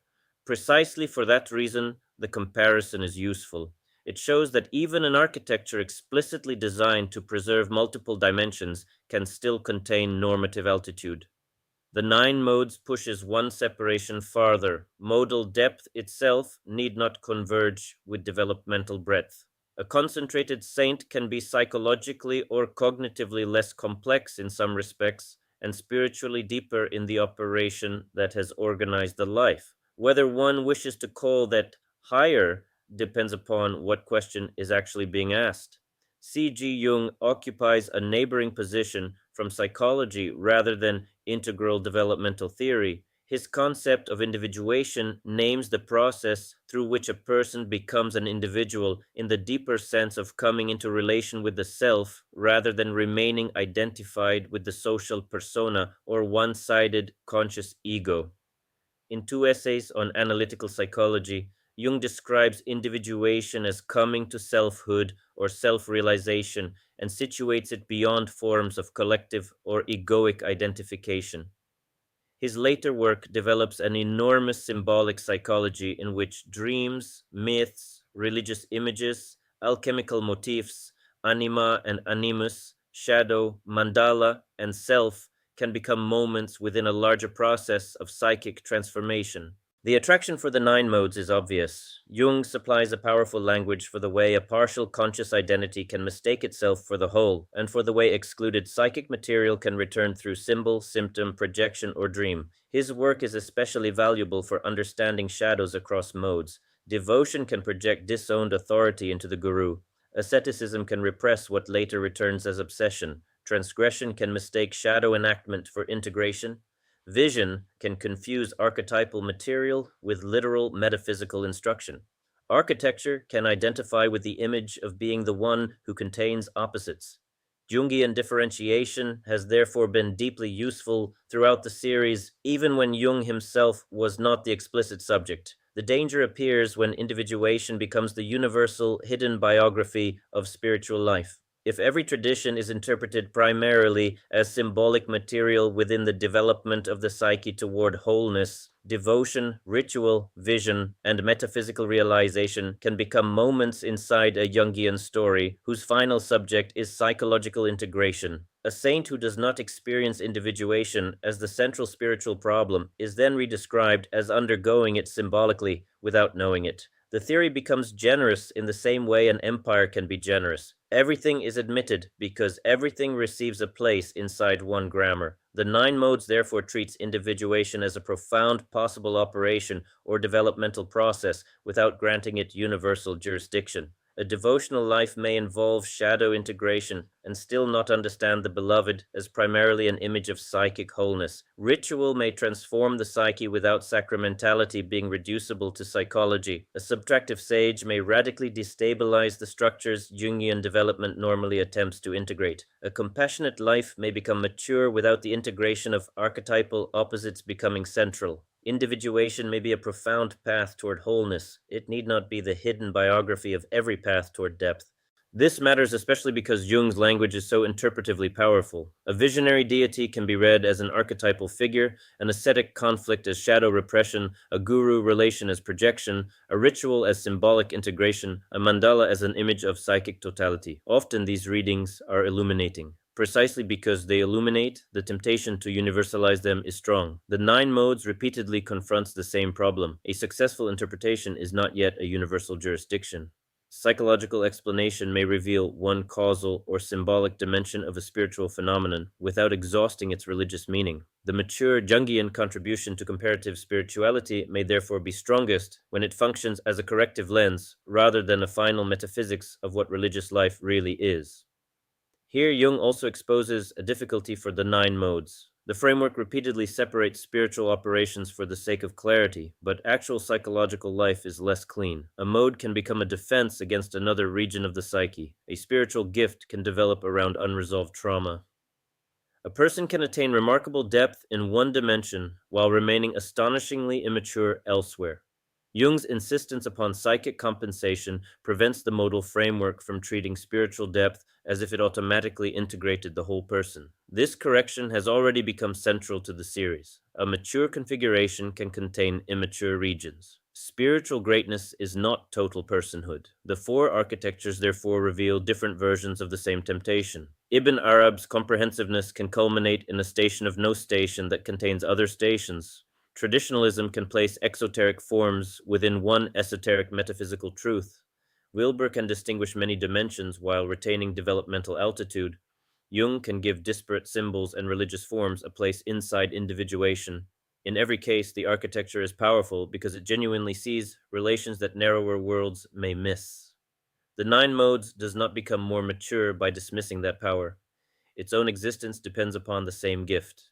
The final discipline is narrower. The ability to contain does not automatically establish the right to rank what is contained. Some architectures may indeed possess greater breadth, explanatory power, or psychological complexity. Some saints may indeed possess narrower horizons. Those differences are real. What must be resisted is the conversion of one real superiority into a universal scale of spiritual depth. A great architecture can remain great without becoming total. A concentrated saint can remain concentrated without becoming deficient. The wider map can illuminate the well without drinking on behalf of the person who descended through it, and the person who descended may know something the map can describe only from above. What, then, is distinctive here? After all these comparisons, the wrong conclusion would be easy to draw. The nine modes did not invent religious pluralism. It did not discover for the first time that several traditions can contain genuine spiritual depth, that different people may require different paths, that metaphysical unity need not imply one outward religion, that values or spiritual ends may resist one common measure, that the consciousness capable of holding several perspectives can become arrogant, or that a person can remain rooted in one spiritual home while recognizing depth elsewhere. Almost every major intuition developed throughout the series has relatives. Pomerantz saw religious depths approaching one another across confessional boundaries. Ramakrishna lived several paths and testified to their efficacy. Anandamayi Ma recognized the need for different paths according to different dispositions. Berlin rejected one common currency for genuine values. Hick defended one real, encountered through incompatible religious worlds. Heim allowed different religious ends. Ferrer challenged the Pregiven Universal Mystical Summit. Panikar developed comparison that tries to preserve the irreducibility of the other. Ibn Arab constructed one of the most astonishing visions of one reality disclosed through inexhaustible forms. Guénon and Shawn defended transcendent unity while preserving the necessity of traditional form. Wilber built a massive multidimensional architecture of integration and development. Jung showed how a partial conscious identity can mistake itself for the whole. Merton demonstrated that one spiritual home can acquire open doors without ceasing to be home. Seen individually, then, very little in the nine modes should be presented as unprecedented. Its distinctiveness lies somewhere else, in the geometry produced when several distinctions that are often kept together are separated from one another and then recombined. The framework does not simply offer a new answer to the old question, are religions ultimately one or many? It changes the unit of comparison before attempting to answer that question, and that change sets off a chain of further separations. The first is the move from religions to operations. Most theories of religious diversity begin with religions: Christianity, Buddhism, Hinduism, Islam, Judaism, and so forth. Their doctrines are compared, their mystical experiences compared, their salvations or liberations compared, their claims about ultimate reality compared.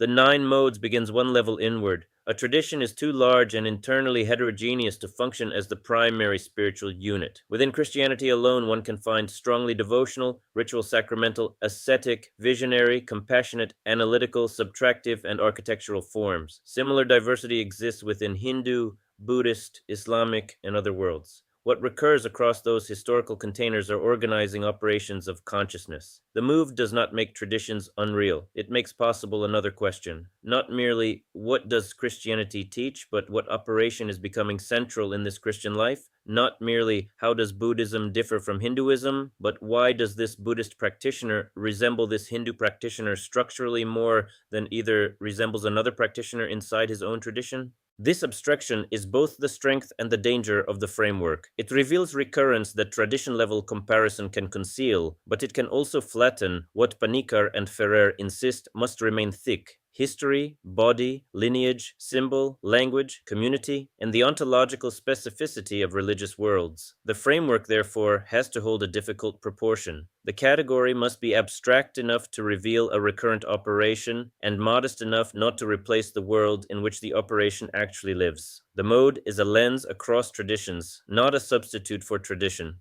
If the abstraction ceases to illuminate concrete spiritual life and starts explaining it away, the category has exceeded its jurisdiction. The second distinction is from types to constellations. Once recurrent operations are named, the temptation is immediate. This person is devotional, that person analytical, another visionary. But actual lives resist that simplification.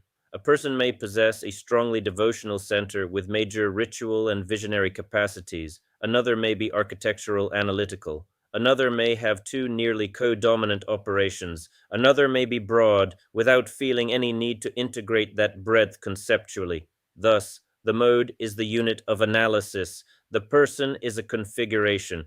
The taxonomy describes recurrent operations. It does not claim that human beings come in 9 boxes. Persons are constellations, and those constellations can change across a lifetime. That distinction forces a third. Centrality is not breadth, and breadth is not depth. Centrality asks which operation most strongly organizes the spiritual life when several operations compete. Breadth asks how many operations are substantially available. Depth asks how profoundly the configuration has matured. A person can be narrow and deep, broad and shallow, or broad and deep. Once these dimensions are separated, an enormous amount of inherited ranking becomes unstable. Abhinavagupta can remain an astonishing example of breadth without breadth becoming the criterion of realization. A radically concentrated devotee can remain narrow in extension without being spiritually shallow. A person with great comparative intelligence can possess a wider map than the saint, while knowing less of what the saint knows through inhabitation. Breadth is real, depth is real, they are not the same coordinate. The fourth distinction follows directly. Development inside a mode does not generate one universal altitude across modes. The framework does not abolish development. There is shallow and deep devotion, shallow and deep analysis, mechanical and deeply inhabited ritual, immature and mature transgression. What changes is the geometry. The vertical axis becomes local rather than universal. Each well can descend. The depth of one well is not measured by how closely it comes to becoming another. This preserves real differences of maturity without assuming one summit. It also means that the word complete has to be used with unusual care. A person can be extraordinarily mature within one spiritual organization. While lacking capacities, another organization treats as central. Absence can be real without automatically becoming deficiency. The fifth distinction is a different account of depth. Once no universal spiritual content can simply define the summit, depth must be described through the relation between consciousness and its own operation. The addendum proposed penetration, stabilization, and desovereignization. The operation penetrates until it becomes more spontaneous than deliberately manufactured. It stabilizes until it no longer depends on constant confirmation. Then its power can become increasingly separable from its need for jurisdiction. The gift becomes less defensive, less compulsive, less dependent upon validation, less threatened by what does not resemble it. This produced perhaps the most concise account of maturation in the whole project. The gift becomes deep enough that it no longer needs to become everything. This formulation is distinctive not because nobody has ever described humility, freedom, or spiritual non attachment, but because it allows a cross modal account of maturity without requiring one cross modal spiritual content. It does not say everyone becomes reality centered in Hicks' sense, reaches one religious end, realizes one metaphysical self, becomes integrative, transcends traditional form, or acquires one pluralist doctrine. The mature Vaisnava may remain a Vaisnava. The mature Buddhist may remain metaphysically incompatible with him. The Shaiva may retain a rich ontology of consciousness and manifestation. The subtractive sage may find much of that architecture unnecessary. The cross-modal family resemblance appears instead in the relation to the gift, stronger operation with less possessive sovereignty. This gives the sixth distinction. Mature similarity does not require identical content. Mature spiritual worlds may show less compulsion, less defensive identity, less need for validation, greater proportion, greater stability under contradiction, greater capacity to acknowledge the limits of interpretation, and less need to convert local truth into universal jurisdiction while continuing to disagree about God, self, emptiness, manifestation, ritual, relation, liberation, and the final nature of reality. These are diagnostic tendencies, not a checklist proving enlightenment. Their importance lies in allowing comparable depth to be discussed without first deciding that every deep practitioner must ultimately discover the same thing. Mature modes may become more alike in their freedom without becoming more alike in their content. This point also marks a difference from both classical perennialism and a purely flat pluralism. Perennialism often preserves depth by moving toward one common esoteric core. Flat pluralism preserves difference by becoming suspicious of any language of depth that might rank one form above another. The nine modes tries to retain both real local development and durable plural form. It risks failure in both directions. Its language of mature tendencies can become a hidden universal norm. Its defense of plurality can become unwilling to make necessary judgments. That is why internal and cross-modal criteria must remain together. Devotion should first be asked whether it has actually produced love, fidelity without possession, and capacity to survive absence. Ritual, whether form has become inhabited rather than merely performed.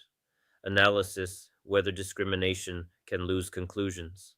Asceticism, whether restraint has produced non-dependence rather than fear. Transgression, whether crossing has become reversible freedom.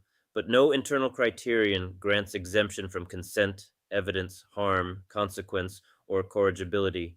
A fair evaluation needs fidelity to the mode and answerability beyond the mode. The seventh distinction concerns metaphysics. Possible unity of ground does not require a universal translation key. The nine modes does not conclude that the wells must be metaphysically unrelated. My own intuition remains strongly unitive. What changed throughout the project was not that conviction, but what could legitimately be derived from it. One ground does not establish one path, one mature phenomenology, one spiritual operation, or one metaphysical vocabulary. It does not establish that the non-dualist already knows what the devotee is really experiencing, that the devotee knows what the Buddhist is really encountering, or that the comparative philosopher possesses the neutral language into which all of them can be translated. Thus, the intentionally asymmetrical formulation, possible unity of ground, genuine plurality of disclosure, conviction can remain strong while its jurisdiction remains limited. This is where the nine modes remains closer to Pomerantz, Ramakrishna, Ibn Araban, and perennialist intuition than Ferrer's more radical participatory pluralism, while simultaneously sharing Ferrer's suspicion of the pre-given summit. The tension is real rather than solved. I believe one ground is more plausible than unrelated spiritual islands, but belief is not classificatory necessity. The framework must remain capable of surviving the possibility that this metaphysical intuition is wrong, or that ground itself is an inadequate category.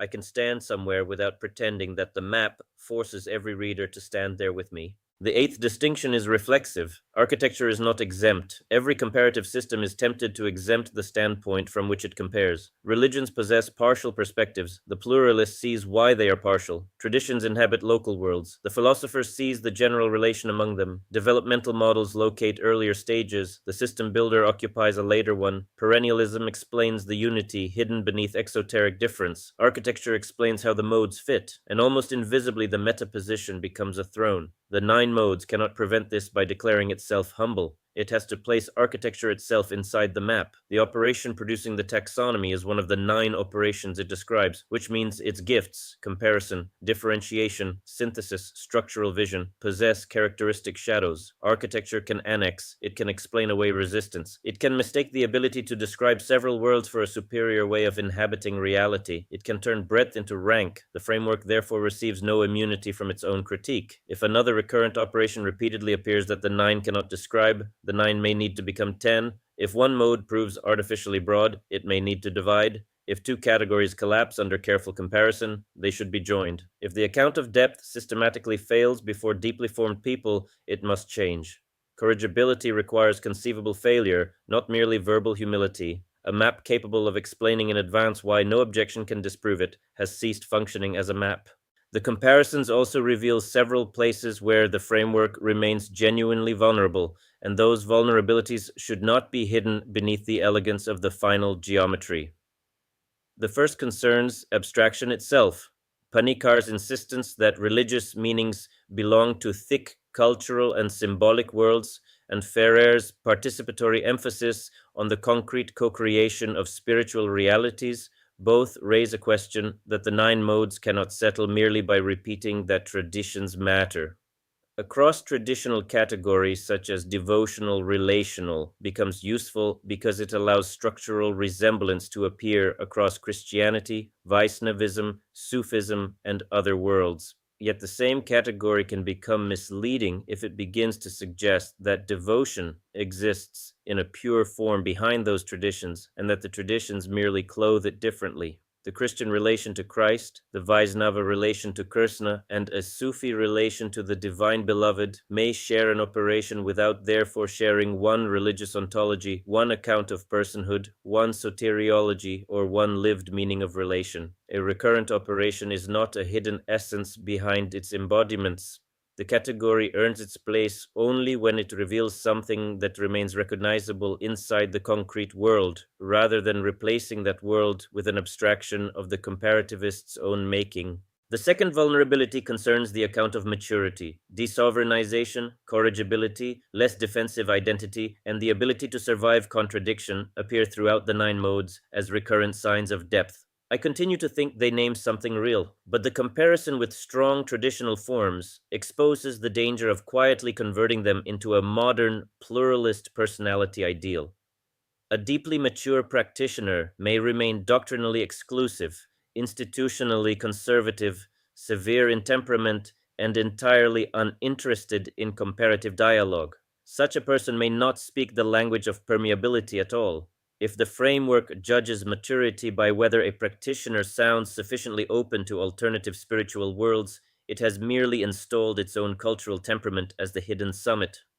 The stronger claim is narrower. Maturity need not produce pluralist language. It should make the gift less dependent upon falsifying reality in order to preserve itself. That still leaves difficult cases. What counts as correction for a tradition whose hierarchy of knowledge explicitly subordinates empirical reason to revelation or metaphysical intellection? How much revision should a deeply inherited form permit before permeability simply becomes dissolution? These questions cannot be answered once for all from outside the worlds in which they arise. The cross-modal criterion has to remain a pressure toward answerability, not a personality template imposed upon saints. A third vulnerability concerns the phrase comparable depth itself. Berlin's value pluralism helps destabilize the fantasy of one common currency, but it also warns against assuming that everything important remains commensurable after the common scale has been rejected. The Wells metaphor preserves local verticalities, yet an observer still has to decide when 2 very different wells have gone comparably deep. On what evidence? Conduct can mislead. Hagiography idealizes. Philosophical brilliance can conceal spiritual immaturity, while unusual spiritual depth may leave almost no conceptual record.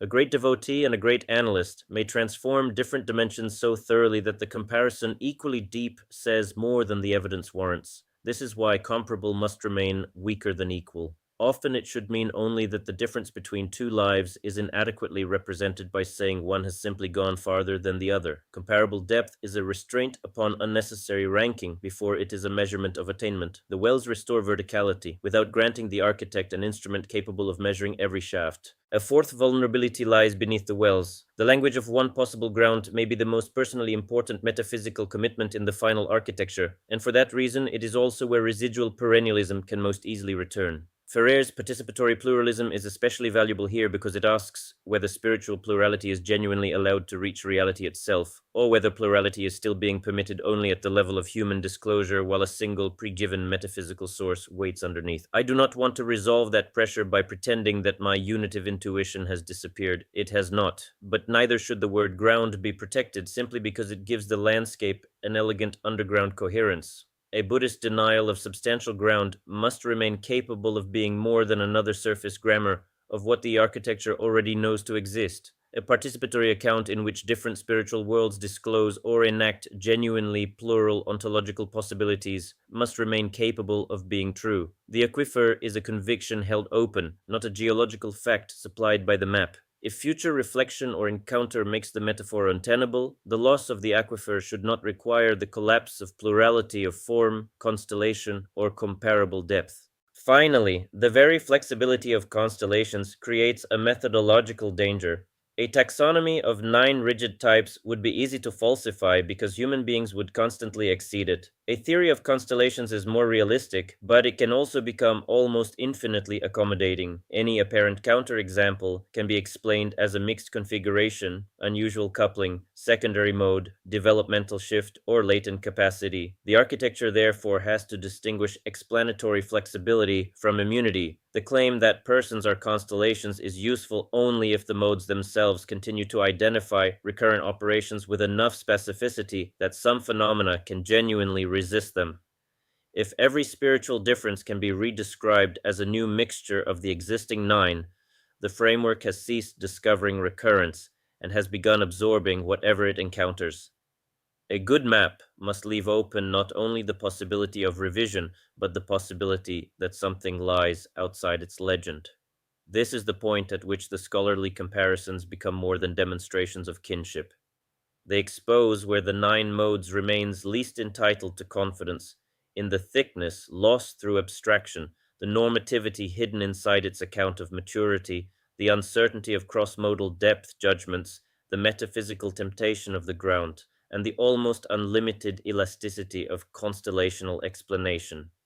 A comparative theory becomes more credible not when every neighboring architecture can be absorbed into it, but when those neighbors reveal where it can still be defeated. In that sense, the most valuable result of the present comparison is not that the 9 modes can be shown to occupy a unique position between Hick, Heim, Ferrer, Panikar, traditionalism, Wilber, Jung, and the saints. It is that each neighbor makes one part of the map less innocent. Intellectual location is useful only if location also creates exposure. The final architecture should therefore be understood not as the synthesis that survived every predecessor, but as a provisional geometry whose differences have become clearer because other geometries were allowed to press against it. Put together, these distinctions create the particular geometry of the project. Traditions are not the primary unit. Modes are. Modes are not persons. Persons are constellations. Centrality is not breadth. Breadth is not depth. Depth is not complexity, mystical intensity, certainty, or rank. Development inside a mode does not create one universal altitude across modes. Mature similarity does not require identical content. Metaphysical unity does not require phenomenological convergence. Comparison does not confer ontological jurisdiction, and the architect constructing these distinctions is not permitted to stand outside them. The result is neither one true path, nor many paths to one necessary summit, nor many equally valid perspectives with no meaningful depth, nor several traditions arranged within one developmental hierarchy, nor one esoteric metaphysics behind many exoteric forms, nor maximal integration as the final shape of maturity. The proposal is stranger and more modest, different forms, different constellations, comparable depths, perhaps one ground. No standpoint, including this one, is granted the right to convert that possibility into an empire. That does not make the nine modes historically unprecedented. It makes its particular assembly unusual. Several intuitions scattered across mystics, pluralists, psychologists, saints, and system builders are gathered within one geometry, and the geometry is then required to surrender the privilege of the consciousness that constructed it. The framework's strongest claim to distinctiveness should therefore remain modest. It changes the unit of comparison, separates dimensions that are often collapsed into one another, and then refuses to let the resulting comparative breadth become the highest spiritual dimension. What remains after that surrender is not a theory of everything. It is a map that may help certain contradictions become inhabitable. And that leads to the final distinction, because even if the map succeeds perfectly at that task, it still does not establish that everyone needs a map. The saint and the architect. There remains one final distinction, and it may be the most important one for preventing the entire project from misunderstanding its own achievement. The nine modes is a map. Not everyone needs a map. Some people encounter spiritual plurality as a conceptual and existential problem. Others simply live in such a way that the problem never becomes acute. Ramakrishna could enter another path and discover that the divine was present there. Anandamayi Maya could recognize that different seekers required different spiritual forms. Merton could remain deeply Christian while allowing Buddhist depth to become real to him. None of them needed a taxonomy of nine modes, a distinction between centrality and breadth, a theory of multi-stability, or an account of penetration, stabilization, and desovereignization in order to do this. They could see something, live something, or respond appropriately to the person standing before them. This matters because architectural consciousness can easily mistake explicit understanding for superior realization. The architect encounters several contradictory spiritual worlds and cannot leave their relation unexamined. One says relation is ultimate. Another says there is no second with whom relation could finally exist. Another says even that opposition has been framed incorrectly. One world emphasizes sacred form. Another treats every form as provisional. One interprets suffering through divine purpose. Another refuses such explanations. One celebrates manifestation. Another withdraws attention from manifestation almost completely. For the architect, these contradictions become part of the spiritual problem. They do not merely sit side by side as interesting differences. If several of these worlds have been lived seriously, if each has disclosed something that cannot simply be dismissed, then the demand for intelligibility can become existential. And so the architect builds. Tradition is separated from mode, mode from person, centrality from breadth, breadth from depth, depth from intensity, maturity from comprehensiveness, metaphysical unity from phenomenological convergence. A structure gradually appears in which experiences that once seemed mutually destructive can coexist without being forced into sameness. For this kind of consciousness, the map may be genuinely necessary. It may not be an intellectual hobby. It may be a way of surviving contradiction without mutilating experience.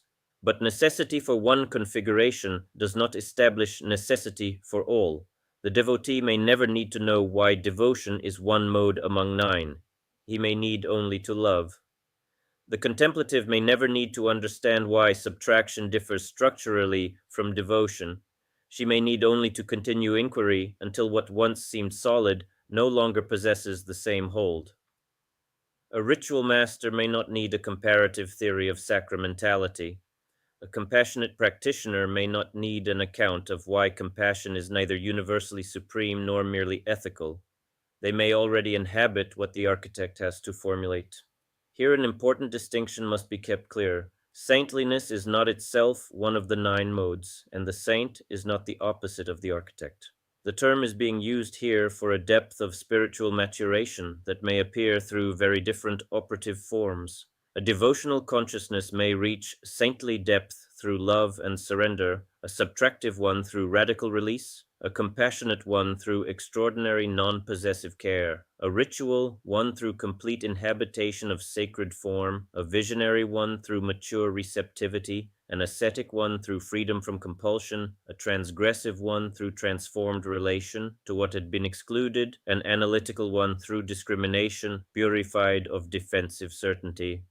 Architecture is no exception. Its work of differentiation, relation, and understanding may itself become profoundly transformative.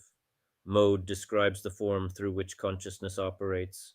Saintliness, insofar as the word is useful at all, concerns the depth to which such a form has matured.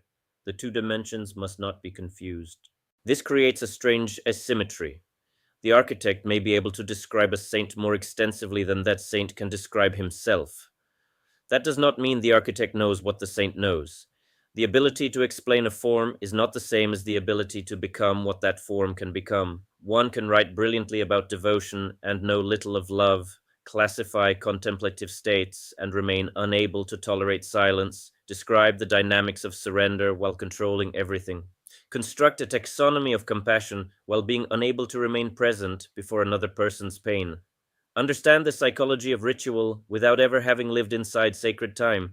Recognize the danger of sovereignty while remaining deeply attached to the superiority of one's own recognition. The map and inhabitation are therefore different achievements. The map may possess greater conceptual breadth, the inhabitant may possess greater depth, but neither relation is fixed. A practitioner who requires no map is not thereby deeper, and an architect who requires one is not necessarily trapped in abstraction. An architectural practitioner may remain shallow, defensive, self-sealing, or intoxicated with comprehensiveness. Another may be deeply transformed by the labor of understanding itself. Likewise, someone who lives entirely inside devotion, subtraction, ritual, or another mode may remain immature or may reach extraordinary depth. No mode possesses sanctity by default, and no mode is excluded from it. The point is not to reverse the ranking, it is to refuse the idea that one capacity can function as a universal substitute for the other. This is where the lived figures in the previous comparisons become especially important. Ramakrishna may have had no need to resolve every conceptual contradiction generated by his movement among religious paths. The fact of divine accessibility across them appears to have carried more existential weight than the need for one final comparative theory. Anandamayi Ma could acknowledge radically different dispositions and direct seekers accordingly, while ultimately interpreting the plurality through a unitive metaphysics. Merton could allow Buddhist encounter to reshape his understanding without producing a final theory of Christian Buddhist metaphysical identity.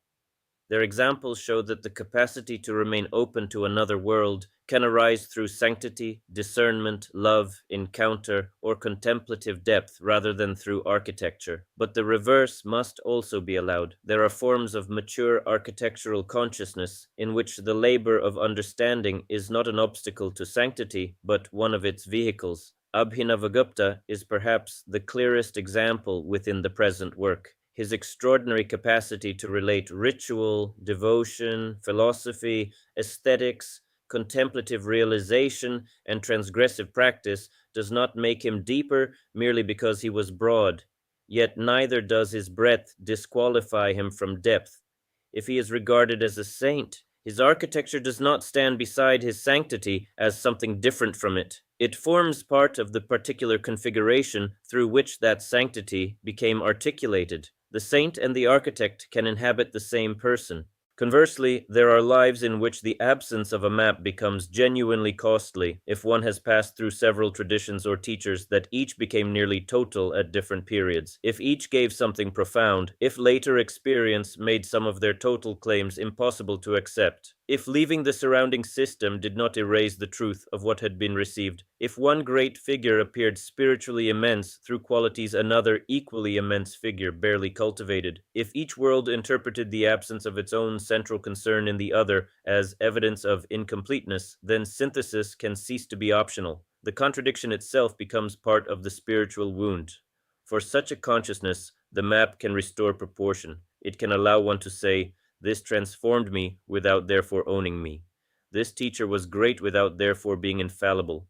This tradition disclosed something profound without therefore exhausting spiritual possibility. this other path lacks something my path values, but absence does not yet establish deficiency. I may believe one reality lies beneath these worlds, without claiming that I possess the language in which they become finally identical. These are not merely abstract propositions. They can make gratitude possible without submission, departure possible without contempt, strong conviction possible without annihilating rival forms, and several spiritual ancestors able to remain ancestors after their empires have fallen.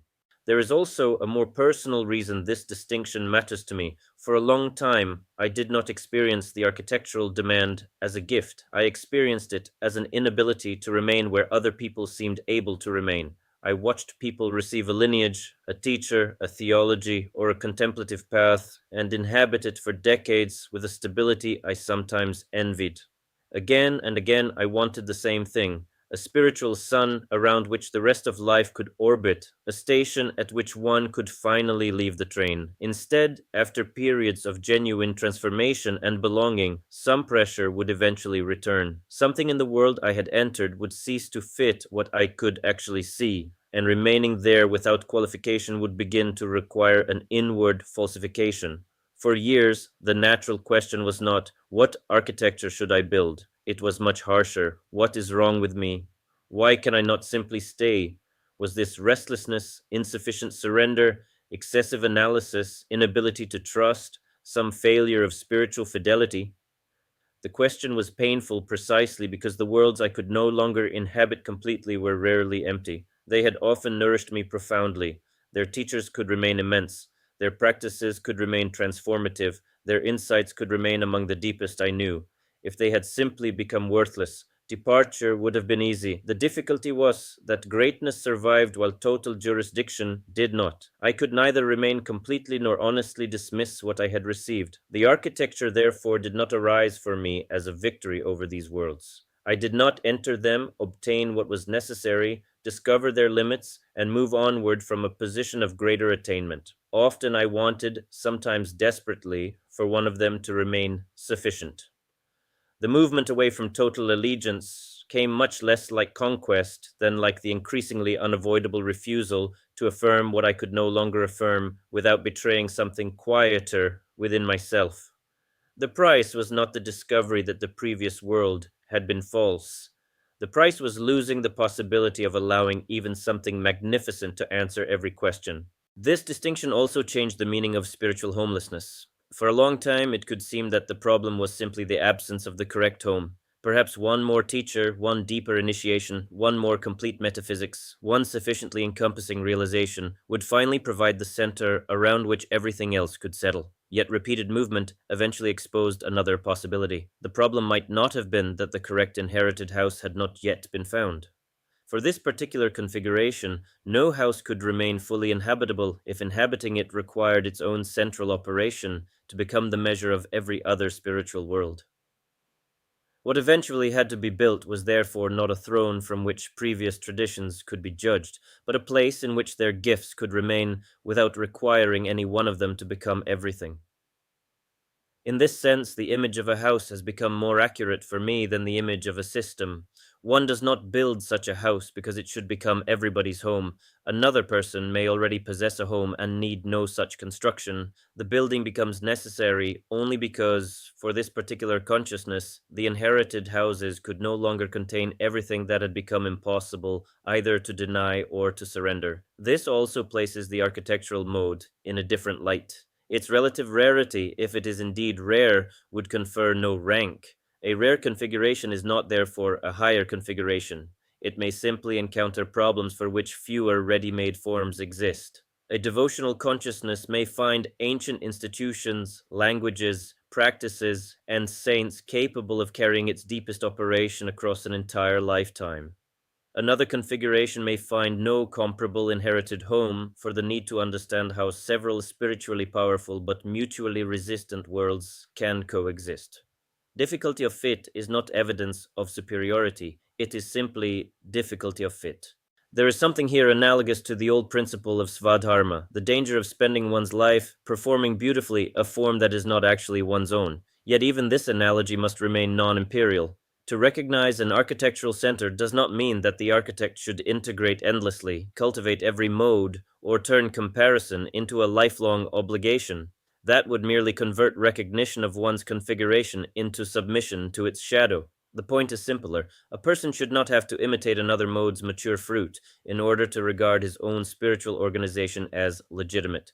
This applies equally in every direction. The devotee need not become an architect in order to be considered mature. The architect need not become a simple devotee in order to become holy. The subtractive practitioner need not acquire ritual complexity. The ritual practitioner need not dissolve sacred form into subtractive silence. The transgressive practitioner need not universalize transgression, and the ascetic practitioner need not prove maturity through maximal participation in the world. Each mode has its own characteristic gift, its own characteristic danger, and its own possible depth. What maturity removes is not difference, but sovereignty. If the nine modes has any personal meaning beyond its conceptual claims, it is therefore not that I finally discovered the superior architecture. It is that after a long period of spiritual homelessness, it became possible to inhabit something without requiring anyone else to move in. The house can remain particular, it may contain errors. Some rooms may eventually require reconstruction. Perhaps nobody else will find it necessary. None of that prevents it from functioning as a home. That is not nothing, but it remains a particular gift. Like every gift described in the nine modes, it becomes dangerous when it forgets its jurisdiction. The architect can begin to imagine that because the map was necessary for him, everyone should possess one. The simple devotee now looks unreflective. The traditional monk provincial, the person who remains within one metaphysics insufficiently differentiated, the saint who speaks in one religious language less sophisticated than the comparative thinker who can translate among several. Breadth becomes rank again, and the entire architecture ends by reproducing the structure it spent so long dismantling. This is why saints who do not need the map remain necessary as a final corrective to architecture. They can remind the architect that reality may be lived more completely than it can be represented. A person can sometimes embody a truth without possessing a theory of its relation to other truths. Compassion can be wiser than an ethics of compassion. Prayer can be deeper than a theology of prayer. Silence can exceed an account of contemplative states. A teacher may perceive what a person needs before the taxonomy has identified the person's constellation. Another spiritual world may transform us before we know where it belongs on the map, but this corrective does not establish a hierarchy in the opposite direction. There is no necessary opposition between explicit understanding and sanctity, any more than there is between simplicity and sanctity. One saint may never need a map, another may need one desperately. One may inhabit a single spiritual world with extraordinary depth, another may require the reconciliation of several worlds as part of the very labor through which depth becomes possible. Sanctity does not belong to one side of this distinction. There is no humiliation in this for architecture. The mature architect no longer needs every limitation to become humiliation. A map is allowed to be a map. Its power can remain considerable. It can distinguish what would otherwise be fused. It can expose hidden hierarchies. It can show why one mode mistakes its local question for the universal question. It can reveal why broad integration is not identical with depth. It can give language to the difference between conviction and jurisdiction. It can identify the moment when a gift becomes an empire. It can help a person understand why no single spiritual home inherited from the past remained completely inhabitable. Its value does not depend upon becoming the highest way to live. Architecture's mature fruit is therefore not omniscience, the view from nowhere, or a final station from which all partial stations become visible. It is something more limited, the capacity to understand relations among worlds without requiring the capacity to understand those relations to become the highest world. This is not anti-systematic. It does not demand that the map be made deliberately vague, or that comparison stop when it becomes powerful. It demands only that the success of the architecture not be converted into an ontological privilege for the consciousness that built it. And eventually, the map has to yield to life. There is a point at which another distinction, category, or refinement no longer makes the house more inhabitable, it merely adds another room. The final maturity of architecture therefore contains a paradox. It builds until building has done what building needed to do. Then it stops. Not because there are no more possible distinctions, there always are. Not because reality has been exhausted, it has not. Not because the framework has become final, it remains corrigible, but because openness is different from incompletion. Openness is not an obligation to keep building. It is the refusal to make future correction impossible. Not every saint will have needed this distinction. Some may live plurality without mapping it. Others may remain within one spiritual world so completely that the comparative problem never becomes spiritually urgent. But for an architectural consciousness, contradictory spiritual worlds can themselves become an obstacle that can no longer be inhabited honestly without understanding their relation. In such a life, building the map may become part of maturation rather than a distraction from it. The map does not place the architect above the saint, because the architect may himself become a saint. Architecture names the form of the labor, not the rank of the person who performs it. Perhaps that is the proper scale on which the nine modes should finally understand itself. Not as the view from above, not as the theory behind all traditions, not as a final metaphysics of spiritual life, not as the summit at which every path discovers what it had really been doing. A particular consciousness encountered a particular problem and built a structure capable of holding experiences that had once seemed mutually destructive. The structure may be useful to others. It may illuminate patterns that genuinely recur. It may survive. It may change. It may someday prove inadequate. Its success does not require everyone to move into it. Some people already have homes. Some never needed one of this kind. Some may pass through briefly, and some perhaps will recognize in it the problem they themselves had been unable to name. That is enough. Some may inhabit a spiritual world without ever needing to map it. The architect may need to understand how several worlds can coexist. Either may reach extraordinary depth. Sanctity belongs to neither side alone.